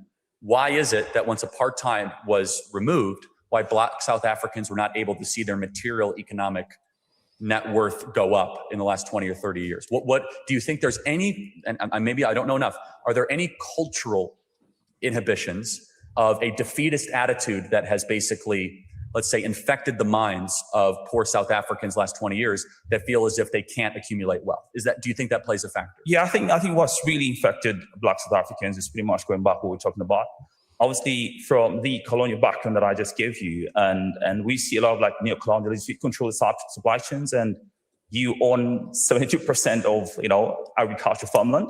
How do you expect the majority Black people to improve their lives and their outcomes when you pretty much control everything? Enough. And so this is a sloppy but best example I can give. Is that fair? I'll do it. So just grant me some mercy here. What percentage of American land is owned by Asians? Not sure. Yeah, less than 3%. They are the richest racial group in America. So maybe land ownership isn't the only thing that matters to get wealthy. Well, I do recognize that a lot of components and aspects. Hold on a second. Forget the supply chain, forget the land. Land is basically all owned by white people in America, okay? Yet Asians, Indians are by far the richest group. So why is it that this particular group that happens to own the land and the supply chains, and we've admitted it's very hard to run this land, very hard to run this idea of farming in South Africa, it feels to me, I could be wrong, that it's a group of resentment-driven politics towards a group of people that own land instead of opportunity and empowerment-based politics, talking to the Black majority about how they could build a better life for themselves instead of taking away other people's stuff. Well, maybe the question could be as well, why do you think white South Africans that pretty much acquired that land through unjust means are so apprehensive and they don't really want to break even or probably give up much of the land that was stolen? Hold on, that's a mindset issue. There's plenty in America that gets labeled as quote unquote stolen. Plenty. Lots of it. Yeah. However, it doesn't necessarily always hold back every ethnic group that is in the country, that is even in the minority of the country. And so I guess the question is, it's a mindset. I don't know South African law enough. I don't know if it's a free market based. I really don't. I'm not just playing cute. But as a general operating principle, it's very bad to build a political movement around taking other people's stuff. You just obsessed with what you don't have instead of the mental energy to create what you want and what you think you deserve. Absolutely. We've seen this with a lot of groups to America. And America is a very interesting petri dish because we have a lot of people that come to our country with nothing. We have Cubans, we have Venezuelans, we have Colombians, we have Persians. And a rule is the group that complains the least and focuses all of their combined cultural energy on creation does really well over multiple years. That might not be possible in South Africa. There might be like no process to create wealth, but I would just venture a guess that market principles transcend borders. So my postulation, and I'm glad you admitted it, don't say kill the boars, bad, we should say that. It has created real deaths and real harm. If I was in charge, which of course I'm not, I would spend all my time not saying kill the boar. I would say, my people, get your act together. Let's work harder. Let's prove the boar wrong. Let's start a business. Let's build families. One is driven in resentment and greed and envy and confiscation, and one is rooted in creation and entrepreneurship and optimism. I'd like to see the latter. Well, it's very interesting you call it confiscation. What about if we call it probably reclaiming the land that was stolen back in the day? Yeah, but here's the thing as well. It's the same thing, though. You're still there. Please, okay. Maybe it's what kind of understanding the value of land, right? Much of what happens with land is obviously, and I think a very prominent economist talks about this, a guy called Hernando de Soto in his book, The Mystery of Capital. I know Hernando. Yeah, he talks about it really. When it comes to land, the value of land is that obviously you can borrow against it. And we've seen for much of agriculture, commercial land, which is very expensive, really. Legit. Yeah, and that's the thing, right? So if you own land pretty much everywhere, you can extract a little value out of it. So can I interject really quick? Let's try another moral principle. Is it ever right to punish a grandchild for their grandfather's sins? Not necessarily, but well, hold on. Your context. Well, context is very important. They did not steal the land. Someone related to them stole the land. So why punish them? They look like them. They talk like them. They were related to them. But you are talking about actively punishing a human being that did not do the atrocity. I'm not saying we should actively punish them, right? Okay. That's some Ezekiel 18, y'all, boys and girls. This is Ezekiel 18. Okay, but you're saying, I just want to make sure I'm clear. You went back to these three principles: making wrong the justice, redistributing. Yes. So correcting the injustice, I think. So with correcting the justice, let's say theoretically it would be that we want some of this land to go back to Black South Africans. That's confiscation, right? No, you no longer own it. This group's going to own it. Therefore, you are punishing a grandkid for the sin of a grandfather. How is that morally defensible? I think it gets back to the same thing. And how is it morally defensible if, say, the land that you own at the moment was stolen land, and it has over time created a massive disparity economically for much of the majority of Black people out there. So they could make the same argument as well. Fair enough. And we would say, but the code that we believe in the West, and South Africa can choose, that inheritance, something that you did not work for, and all of a sudden that you have, and that you are then nurturing, we're not going to take that away from you if you did not do anything individually wrong, because this is the difference. We believe in individual-based, not collectivist group-based politics. So they're saying this group took this from this group, therefore this group must get something else. We're asking, did that individual do anything wrong? That individual is a different person than the grandfather. So what is the solution? The solution is for Black South Africans to understand the injustice, and I'll grant you all that I know nothing about the 1913. I should learn about it, and thank you for bringing that to my attention, right? But I do know that there was a lot of immoral behavior to the let's say the gaining of the land, right? That's right. I acknowledge that. Fine. The question is then what to do. And a general rule that has worked in America, and I'll kind of repeat my point, is the group, whomever it is, if they have a mentality and a mantra that is about creation and not about resentment, will succeed. This is actually really bad for even the people. Even if they got all the land back, let me tell you, it would not necessarily be a good thing. Number one, we've already shown that they can't necessarily manage it. It's very hard. The Boers have developed a method of farming in the last 100 years. How do you justify that? Well, because I just told you, and you agreed with me. I asked a question, which I think I knew, and you affirmed it. The Black South African farmers are not nearly as productive as the equivalent Boer farmers. They're not. The same land, same fertile soil, the farms equivalent are not as necessarily productive. But again, just as a general rule, and we can have clarity but not agreement, I think it's a bad idea to nationalize complaints into a political movement. I think it's very dangerous. And then the right, we fall into this sometimes too. In South Africa, it's even more dangerous to weaponize racial complaints, despite the injustices of past. It's a better use of time to talk about a victor mindset, not a victim mindset. Yeah, I think it's easily said than done. That would be my kind of thinking. But it's simply a mindset. Yeah, but the groups that embrace it in America and across the West, they succeed. The Jews have had a lot of crap thrown at them the last 100 years. They get their act together, they organize, they understand how to, create wealth. And again, I would say there are many groups that are parallel to that. So you want to make a final point? I don't know how we are in time. But yeah, I think that's pretty much it. Yeah, again, we have clarity. I would like to see, of course, an end of the kill the Boers. But my hope for South Africa is one that is rooted in empowerment and lifting up and optimism, not being like, well, something bad happened to my grandfather, therefore it impacts me. It actually doesn't impact you as much as you think. You're a free being with your own agency and your own ability. Was it wrong? Yes. Is it inhibiting? I would say no. Yeah, I would say that I think cooperation is probably the pathway going forward. And I think breaking even is a good thing because the Expropriation Act actually does pretty much cut for that, where much of land that's not being used can then be shared. And I will look into it. I think that'll be a better way to go. I'll read more about it. Thank you very much. Thank you. All right, good job. All right, that was interesting. Oxford Union Society debate. I don't know if it's called. I don't know what that's what it's called. The Oxford Union Society debate series, I think, is probably the proper term. Are you hopping on, Mike? How convenient it is for a group to disregard it now. Feel free to hop on, man. I'll drop the link for you, man. And let me know. Because otherwise you're just saying things and they're just things that you're saying. Feel free, man. But no, I thought that was good. I really do appreciate y'all. Thank you so much. I want to say thank you so much to SC Dog up in here with the 5 says, I couldn't have children, although I always wanted to be a mom. I was the foster mom, single parent, to 11 children from the ages of newborn to 15. Shout out. My goodness. That's some serious work right there. God bless you for doing that. SC Dog for sure. All right. There's a couple of commentaries up in here. Single parent homes doesn't mean two parents aren't involved in a kid's life. We've already talked about that.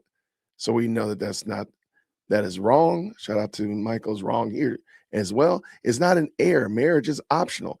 It's the reason why marriage rates are at an all-time low. Yeah, that's the problem. And that's why crime rates in inner cities are at an all-time high. Absolutely. So yeah, Mike's wrong there again. Row One Up says this: most people agree, but society just isn't in a place for marriage these days. The way society changes is by us changing. When we change our position, that's how society changes. Continue. This isn't the world you got married in. I just got married in 2002, but let's keep going. Even Charlie had to find someone who was applying for a job to make his wife. Okay, I guess. I don't know what that even Charlie was like. But Charlie wanted to be married. Why? I don't understand. Like we'll make excuses for whatever, and then we'll keep seeing the same result. So I guess you will just keep making excuses for it. I'm not going to make excuses for it. I'm trying to make marriage great again. I want to see marriages great again. I believe the president of the student debate at Oxford, who debated Charlie months before his death, actually was forced to step down. Yes, because he mocked. I think that was him. Actually, I think that was him. Who, me? I hope you're not. Are you saying that about me?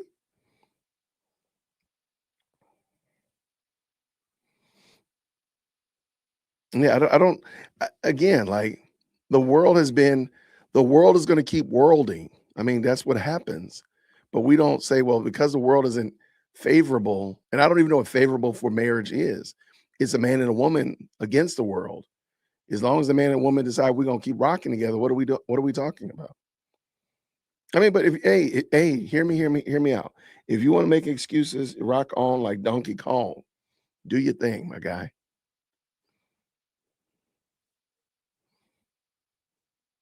A lot of good commentary in there. Charlie found a wife, even though Erica didn't find a job. Shout out. Well played. Well played. I see what you did there. I like that. Absolutely. Yeah, this was good, though. I appreciate y'all. All right. I think we hit everything. We hit all of our everything we was going to hit today, Jason. I love it. All right. Let me get some questions answered. Any other questions up in here? Shout them out. Drop them in here. Shout out to, again, Altoid, Dr. Altoids being the stream sponsor. Thank you so much for that, brother. Thank you so much for supporting the channel. Let me look and see what the Atlanta traffic looks like at the airport. All right, let's see. ATL Scoop. I can look at some of the other ones, but I like ATL Scoop. I think they do a good job. Let's see this one real quick. It's looking like, yeah, it looks like the traffic has been released. But yeah, I don't see anything here. No new updates on the Atlanta airport traffic. So I think it's fair to say it's been taken care of. Now there's pollen though. Okay, only people in Georgia will get this joke though. Let me put this up here on the screen. If you live here in Georgia, you will get this joke. Pull it up. All right. And it says weather forecast, and that's it.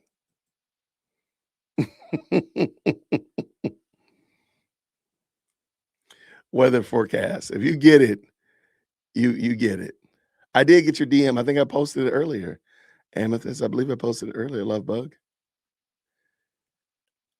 We looked at the newscast. I didn't look at Benny's, if that's what you're talking about. I didn't look at Benny's, but I did look at the brother that posted that, saying that people just want to find a reason to complain. But yeah, this is our weather forecast here in Georgia. What we got here? Maybe it's the standards that individuals have for a mate that makes marriage difficult to approach and commit to. Also, not knowing yourself before marrying another person. I mean, we can do that.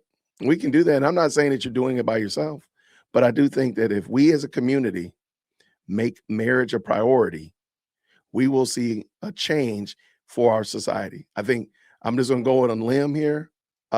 6485, you look like a black man. I think it's fair to say, without making a lot of generalizations, that the black community would be greatly blessed by husbands and wives getting together, committing to marriage, and having children. If the fact that 80% of our kids are born in a single parent home right now, if we flip that on his head and it was down to 20, I think we would see a significant improvement in our communities. That's it. Just make marriages great. That's all we got to do. And again, if you're in the chat and you are a married person, and if you've been married for 4 seconds and 18 nanoseconds, you know that it is work. You know that you're going to be working. So it's not going to be sunshine and rainbows. I know you'll watch those rom-coms of the 80s and 90s, but no, you're actually going to work at this thing. But it's worth working at. I hear that girl in the kitchen doing something in there. It's worth working with her. It's worth it. Like, I don't know what we're doing. It's not going to be all easy. And I'm learning myself. I'm learning as we're building the plane as we're flying it. Like, I don't know what else. What's better? What's the better option? That big girl, that's exactly what it looked like outside. That's exactly what it looks like outside. It was literally snowing. I have a cherry blossom tree in my front yard. And literally when the leaves blow, when the wind blows, the little petals fly across the yard. It looks like snow. And you see all of this pollen. It's so much pollen. And it's not going to rain for at least another week. So that pollen is going to be like, we're going to be like Don Corleone, like big old piles of it out here, man. It's going to be crazy. Now, my allergies, generally speaking, don't go crazy until the end of the season. But it's so bad that my allergies are bothering me right now. So I know it's going to be a mess this year. I'm a different person before I got married. I'm a better person because I got married. Shout out.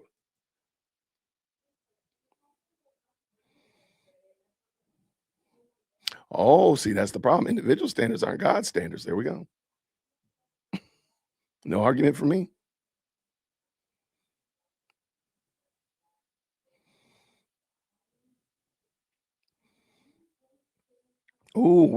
Oh, ouch. Heather Rose. Marriage wasn't created to make you happy. It was created to make you holy. Good night, Heather Rose. Oh, man, you got to warn us before you give us that uppercut. Give us a little warning or something. Good night. That's right on the button right there. I love it.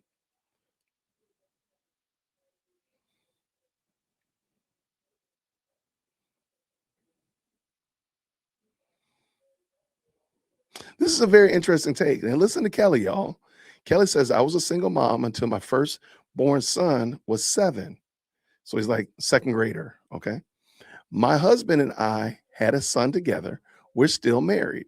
I notice a difference between them, even though I raised them the same as their mom. That's amazing. Shout out. Shout out. Thank you so much for that. Marriage is work. That's enough. It's work. I'm sorry. Marriage is work. It's double work, right? But being single brings different struggles. People can excuse their way out of everything.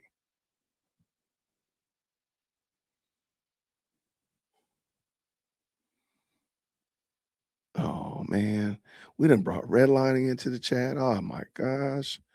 We got redlining in the chat. Oh my word. Good night. All right. Redlining done entered the chat. My God, in the morning. I think there's a book of excuses, and redline is like chapter 1. Good night, man. Let it go, my dude. Wait, what you say? That's not pollen. That's not pollen. That's God seasoning us. Better to turn the oven. Oh, okay. Before he turns the oven of the summer on. That's a good catch. I like that. I like how you said that. But that's some scary weather outside. It's scary outside. I just wish it would rain. Yeah, I'm singing, I wish it would rain. That's how bad it is. It's crazy work out there.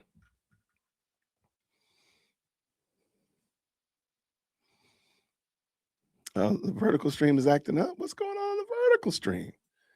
Do we need to fix the vertical stream? Let me fix the vertical stream real quick. We gotta stay right and tight, y'all. We can't be stressing out my team over on the vertical stream, y'all. You gotta keep that right and tight.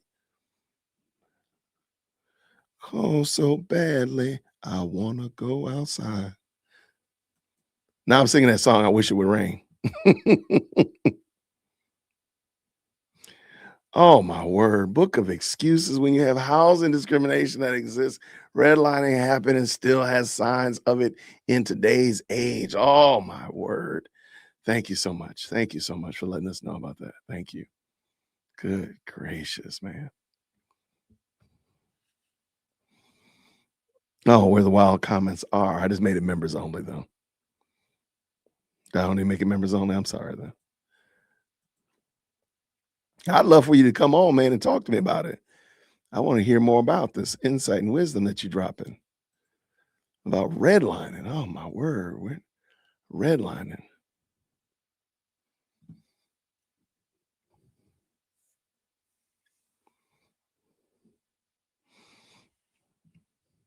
How did the Black community make it in the 1920s, 30s, and 40s up to the 50s with intact families? That's a beautiful question. Not to mention the businesses. I don't know. I don't know, man. They didn't have the book of excuses, chapter 1. They didn't have book of excuses. They didn't know.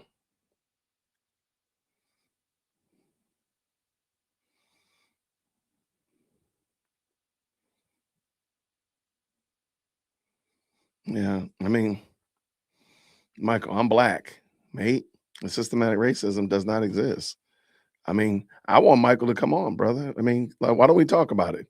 I want to hear. I just want to hear. I think it'd be interesting to hear, man. Just let me know, and I'll drop the link for you. You gotta have your camera on. You cannot use any profanity, and you got to stay on topic. But I want to hear. I'd love for you to come on, man. Just let me know, brother.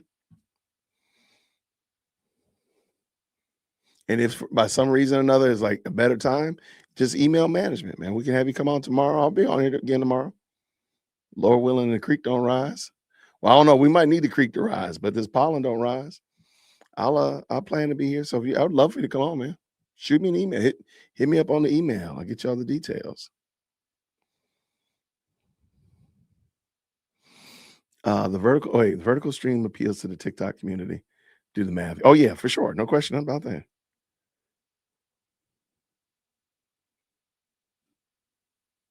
Yeah, email me for a better time. I'd love to have you come on.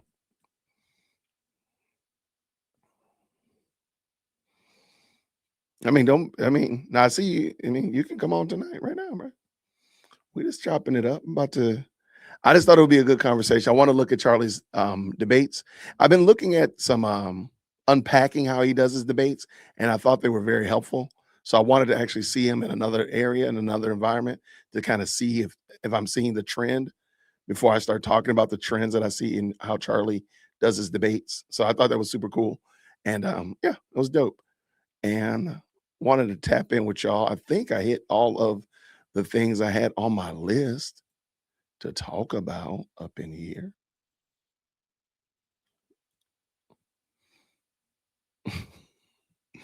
My daughter and I were talking on the way to school this morning about how lazy. It's funny, man. It's funny. My daughter actually agrees with me now. You know, if you have a rising 16-year-old that actually agrees with their dad, come on, you know that's a work of the Holy Spirit. So for her to say, you know, Dad, I agree that Disney is being lazy because they're making what is the movie? Wait, hold on, what is it called? Moana. They're making a Moana live action movie. And I guess the original Moana, the cartoon, had just come out like 8 years ago, 9 years ago, or something like that. And she's like, why are they doing that? And we were having a good conversation. And I just thought it was very funny how she really does appreciate and starting to hear, like, okay, my dad's not crazy, that Disney is lazy. Disney is lazy. They don't care. They're going to keep trying to reimagine old IPs because they know that it has a built-in fan base rather than introduce a new IP that could actually bring in some people. Yeah, I don't think it's even 10 years old yet. I don't know. I don't know how old it is, but what was the other one? The Lion King, not the Lion King. Lion King's old. Come on, the other one. There's another one that they just did a live action on. And again, like, why do they do that? And so I was talking to my daughter. I said, why don't they just stop making princess movies, stop making rehash movies, and just go to the continent of Africa? There are enough creative new stories that have never been told, that have never seen the big screen, never got the Hollywood treatment there. Why don't they just go there and introduce brand new characters and new ideas right there? You don't need to redo Star Trek, Star Wars, any of the little princesses or any of that stuff. Stop doing that. Just stop and do something new. And she's like, you know what, Dad, that makes a lot of sense. I can't. That's it. Yeah, there it is. Lilo and Stitch. They just redid that one. And I'm like, why do they keep doing it? Because they're lazy. They're lazy. And they just know they're just going to keep doing it. And I'm sorry. It's a bad look. I'm looking at this picture of The Rock right here. It looks crazy. But see, they're lazy. They could do so much goodwill. Bring in, you know, I don't know, just different fairy tales or different folklore from different countries in Africa or even Asia. They got them too. South America, they got them that maybe have been untapped and never been heard of before. And no, I'm not talking about some Aztec Batman, right? Not talking about that. Like something that's germane to South America, something that's unique to Asia, something that is only in the Indian continent. Like, stick with that. That would be something cool. They could be so much better. They could do so much better. Then you have a brand new audience. You don't have to do this remaster and try to hornswoggle people to think that Starfleet Academy is Star Trek, because it's not. It was terrible. But you could just bring in a whole new idea that doesn't have anything to do with that. Whole new idea.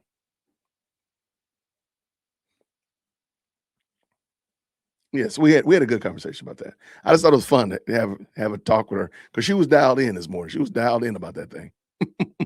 She was dialed in. She was like, "Oh, I want to talk about this, Dad." I said, "Well, we'll say less as long as you're driving. I don't care. I'm listening to you, my G." Disney has never been good at live action. Anything from cartoons. That's what I'm saying. Like, just stop. Just stop. They don't need big budget. Okay, so this will be because I've been waiting y'all know I've been waiting to rant about this for like 3 months.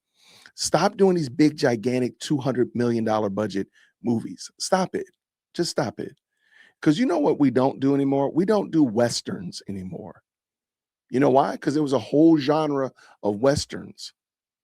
And there's a big thing about Westerns.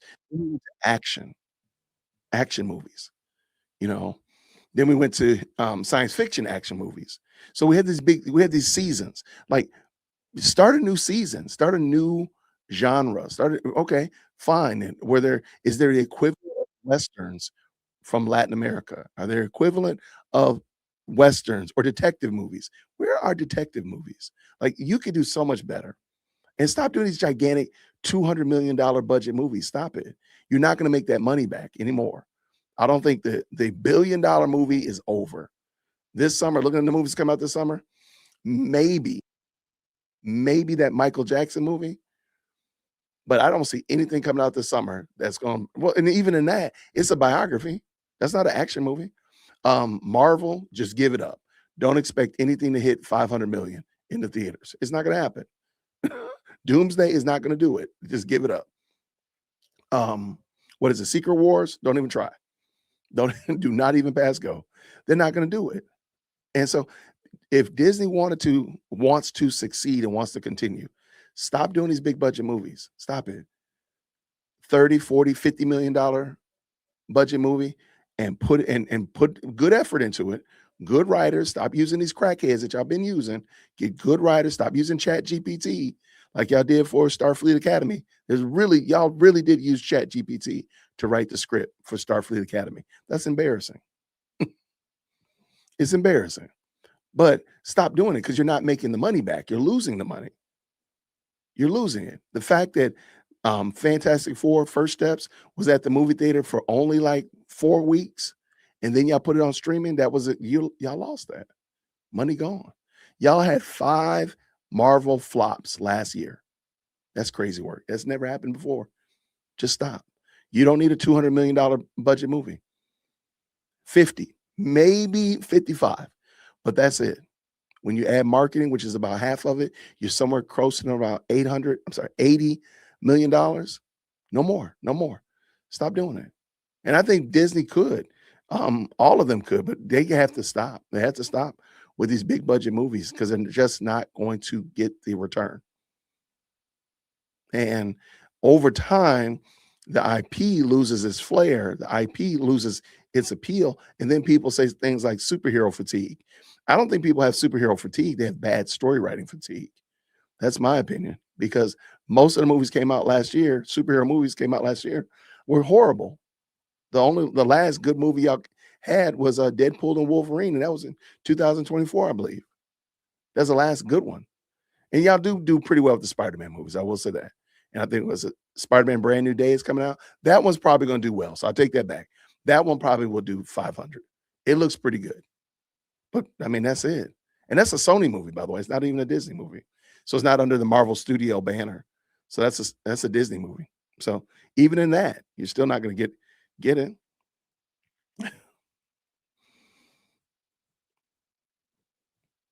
Oh, mercy. I hear somebody coming in my office. Do we have any whipping cream that might not be in the fridge or something?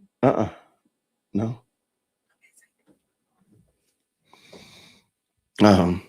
Yeah, see, stop making remakes. See, that's the thing. Stop making the remakes. Make new movies. If I'm telling y'all, I've done this before when I used to do like comic book reviews. I went on a rant about The Little Mermaid. And I'm like, Disney is so lazy. The fact that Disney already owns all of the Marvel catalog except for Spider-Man. They own all of it. And there's so many characters that they could use that are just Black characters. You don't have to make a Black Little Mermaid. They could have done anything they wanted to. There's already a Black Little Mermaid in the Little Mermaid universe. Her name is Gabrielle. They could have used her instead of using a Black Ariel just to make people mad. Like, rage baiting doesn't work, and people get tired of it after times. So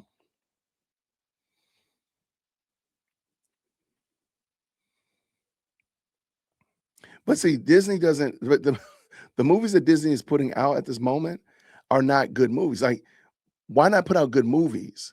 Like, why not start with a good story and then find a good actor, actress to do the various and sundry? It's like y'all start with the actor and actress and say, okay, let's make a story. And again, like, y'all gonna come back to this internet, the Lord's internet, around the first week in January when the doomsday numbers come in and everybody says it was a total and utter flop. That movie, if I'm not mistaken, is rumored to have done, it's cost $550 million already. Already. That's a rumor, but you never really know the final number. But again, if half of that is going to be needed to budget it, to market it, we're almost at $1 billion and you haven't even turned the camera on yet. You haven't even sat a butt in the seat. That's crazy work. Like, they could just do better. If they wanted to, they just need better writers. But see, I've said this before.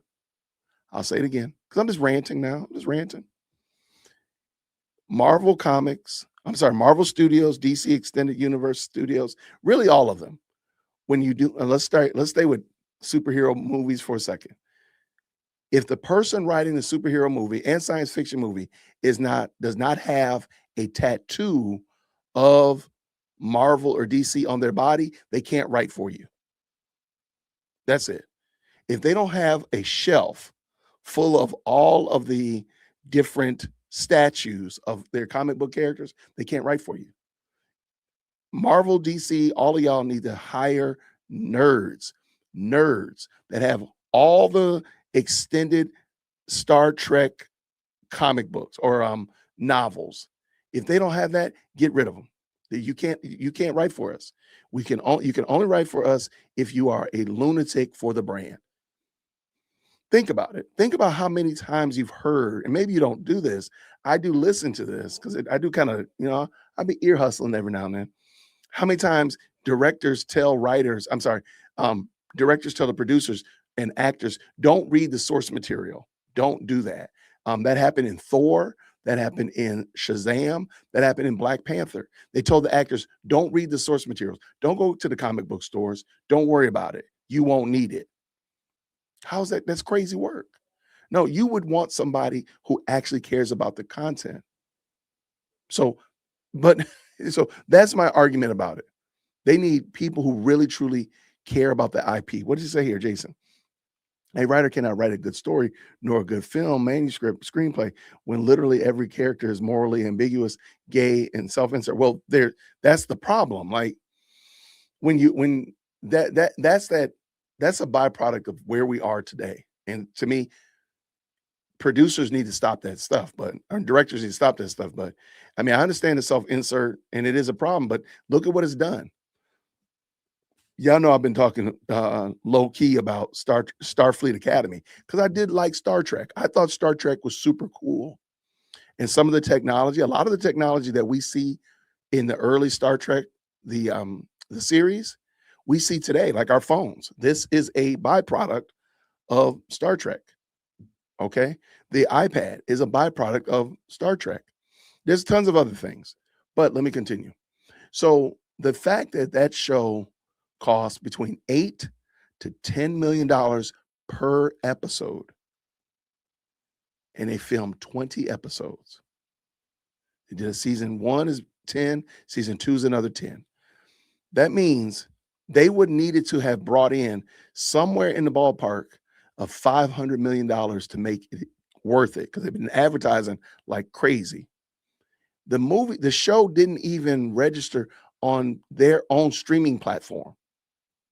That's like me running for president of my house and I don't even get any votes in my own house. That's crazy work. That's crazy work. Wait, what do we have here? Uh-oh, somebody's not a kid. Oh, what we got?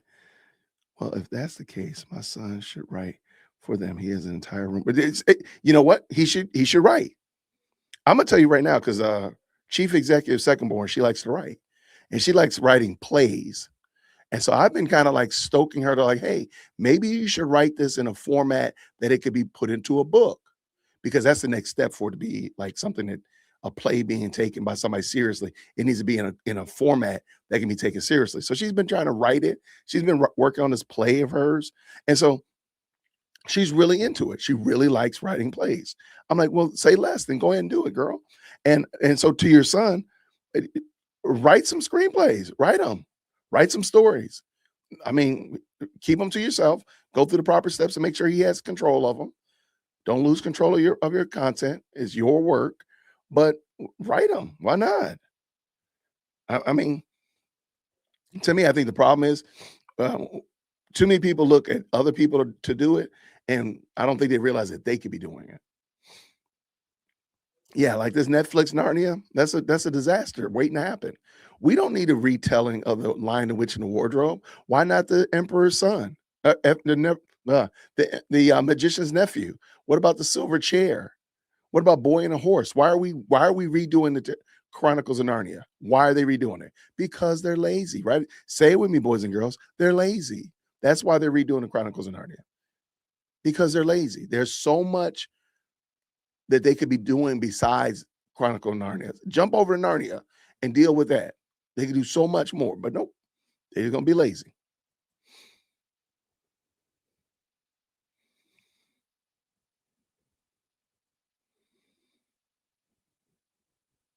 I mean, yeah, fan fictions could be the only.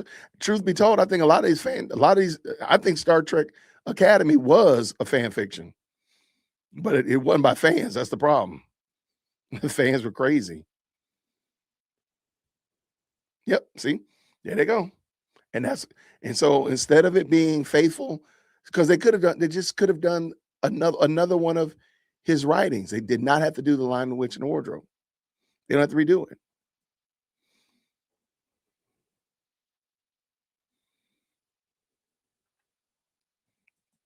Yeah, tell him to write. Tell him to write. I think he should. Shout out to him. Shout out to English professors. They should be doing that now, though. They should not. They should leave The Lion, the Witch, and the Wardrobe alone and just do The Magician's Nephew. There's no reason. Like, just leave it alone. Let it be alone. Leave it alone. It ended well. Everybody was pleased and happy with it. There's no reason to bring it in here. Make Aslan a female. Come on, man. Like, for what reason? So everybody can be mad at you, and then they're not going to watch it. Then they're going to be talking about you. They're going to be making fun of you on this here internet. There's no reason. They don't need to be training AI. They should be going to write them now. Just going to write. Just make writing great again.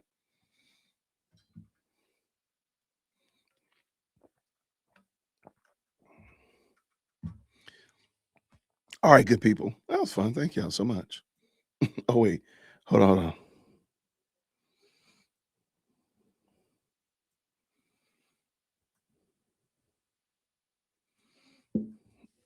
Okay, let me see what that means.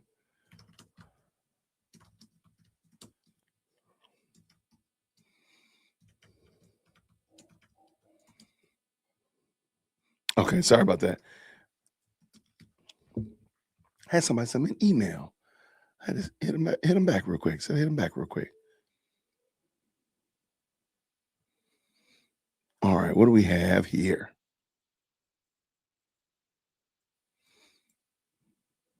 All right, looks good. Okay, back over. I'm back on. I'm focused. Yeah, I'm focused. AI is horrible at writing. Absolutely.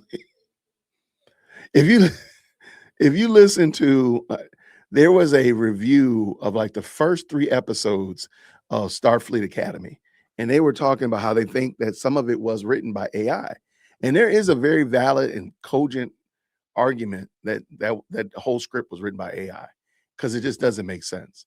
Like, humans don't look at humans and people like that. It doesn't make sense, especially some of the monologues from the antagonist. I forgot the guy's name, but if you go look at it and just like do a search, Starfleet Academy AI script or something like that. It is very funny, man. It was actually pretty comical. Hold on, let me see if I can find it real quick.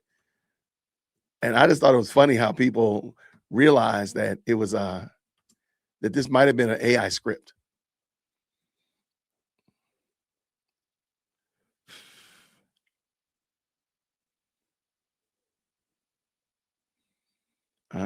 Oh, crackers out. I can't find it. Maybe I'll put it in the description or something. I'll find it.